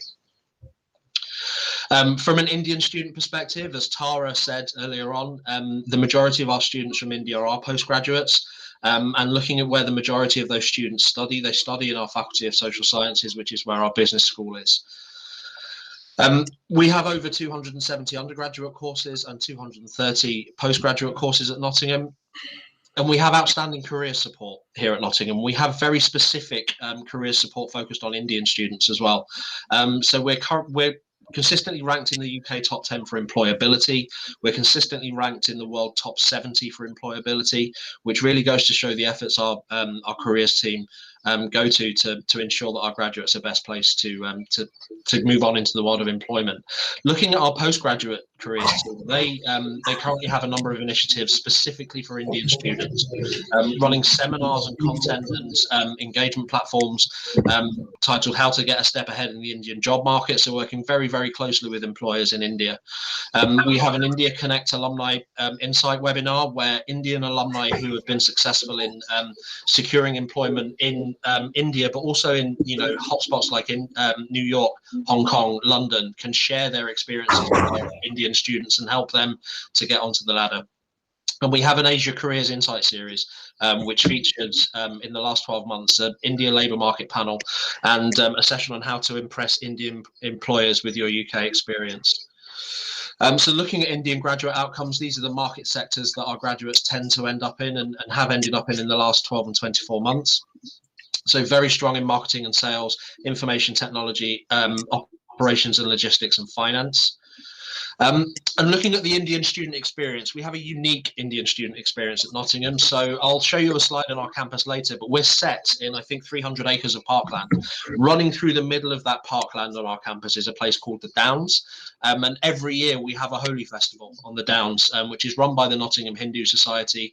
And it's just a day of celebration of everything around Indian culture and the festival of Holi. We have an Indian Dance Society. We have 6 Indian faith societies, and we have a Nottingham Indian Diversity Forum where we bring renowned and famous and successful Indians to come and talk to our Indian student community, and this has featured Surav Ganguly and Rohit Shetty in the past. So we really try and connect Indians at our university with successful Indians around the world. In terms of sport, we have a £40 million sports village which comes complete with all of these things here, which really support our students' sporting journey. And the one thing that we commit to at Nottingham is to develop a global mindset in all of our staff and our students, so that anyone who comes to Nottingham and graduates from Nottingham can do so in an environment which promotes developing a global mindset, to give our graduates an awareness and openness to diversity across cultures, to be able to inherently exercise flexibility and emotional and cultural intelligence with a strong intellectual ability, and to really think in a global way and act across borders and not be bound by local mindsets and constraints. So this is our University Park campus, 300 acres of parkland with a garden and a boating lake, consistently winning Green Flag awards. And as I've mentioned, it's home to our £40 million sports village. And we're part of a great city. You know, we've got a large, vibrant student population. It's very safe, it's eco-friendly. We've got a thriving art scene, you know, the UNESCO City of Literature and the most independent shops outside of London. Trent Bridge Cricket Ground. So those eagle-eyed among you can see that that's the Indian team walking off the ground at Trent Bridge after they destroyed England. We also have Nottingham Forest Football Club, and we've recently been described as fun, funky and affordable by the Sunday Times Best Places to Live. And I thought I'd finish off by just looking at some of the things our Indian students say about their experience at Nottingham. I think particularly here, a quote from a student who has been impacted by the pandemic, and really happy with the support that the university have offered during this time. And also just noting the network of friends and the support that the professors and the department have given during the pandemic times. Another quote here from a master's student, you know, looking at really celebrating the diversity we have here at Nottingham, and just noting how important the Indian society is for Indian students when they come to the UK. And I think finishing strong, I think Bharti's quotes are very strong indeed. I think, you know, settling into a new city is tough. And because Nottingham is such a diverse university, but also a really diverse city, there's a lot for Indian students to do, and a lot of activities that the Students' Union put on to really help Indian students feel welcomed to us here at Nottingham. And I'm going to echo some of the words that Shalini mentioned earlier. You know, Indian students are renowned for their energy and their entrepreneurship and their intellect, and we really welcome our Indian student community onto our campus. So that was a very quick whiz through. As I say, the slides will be made available on the local website. Emma Winter is the person to direct any queries to. We have an India-specific student recruitment person. She can be, and she's happy to answer any questions anyone may have. And I will try very briefly to answer any questions before I need to nip off to my next meeting. So David, thank you very much for your time. I think the points you have mentioned, you know, when students come in, they look for their cohort group. That becomes very important. I had the fortune of doing my MBA from London Business School, and one of the most, and in that dose, I was sort of few Indians out of a large class, and meeting some people to sort of whom you can relate to, who relate to some of the problems. You know, you come from a very specific, everyone comes from a very specific cultural background. I think that's very helpful. What you have suggested is that Nottingham has a big ecosystem to support Indian students, and that's fantastic. And thank you. Apologies once again for, you know, overrunning. We had to move your schedule. Really apologize. No, not at all. But a great presentation. I'll just let you know that I backpacked around India for 6 months as a younger man, so I'm very aware of India time. Don't worry. You love India. You love India. That's fantastic. I love India. I think the other point you mentioned, which is helpful, is the sports management complex you have set up. Yes. Sports is becoming increasingly big business in India. IPL is one of the richest sporting bodies in the world. As you know, money is not an issue. So they'll be looking for expertise, how to run those. Sports management MSc is under development as we speak. Correct. So I think again to the kids who are sort of listening to this, if you're a cost accountant, think of the segments which are going to have what I call have a lot of job opportunities both in India and in the UK. And sports is one of them. It's a growing field. David, thank you very much. Can I now request Mr. H. Padmanabhan? Thank you, David, to sort of give a vote of thanks, please. Yeah, now the time is at 2021. That is Indian Standard Time, David sir, right? So a big thanks from the Institute of Cost Accountants of India, and it's one of the overseas centers, that is London Overseas Centers of Cost and Management Accountant. I, H. Padmanabhan, on behalf of the Institute of Cost Accountants of India, thank each and every one of you who have come here, deliberated, and hope this will be uploaded and they will get all the benefits. Thanks to Anirbam sir So nice of you for including all of us, Chitoda, Raju sir, and Udayan sir, who has individually thanked everyone. Thank you very much. Thank you, everyone. I think hopefully this is a everyone. Hopefully everyone found the session very helpful. It overran. Apologies for that, but let's make the best of it. And a lot of speakers who spoke before the technical session. Let's try to use some of this, create a platform for MSMEs as well as create a platform for students. Thank you very much. Bye, everyone. I request everyone to follow the protocols. Be safe, stay blessed. That is very, very important on this particular. Correct. And do we have a national anthem coming now? National anthem? National anthem, please. Institute anthem will be there with Yoginder. Yeah, Yoginder, national anthem, please.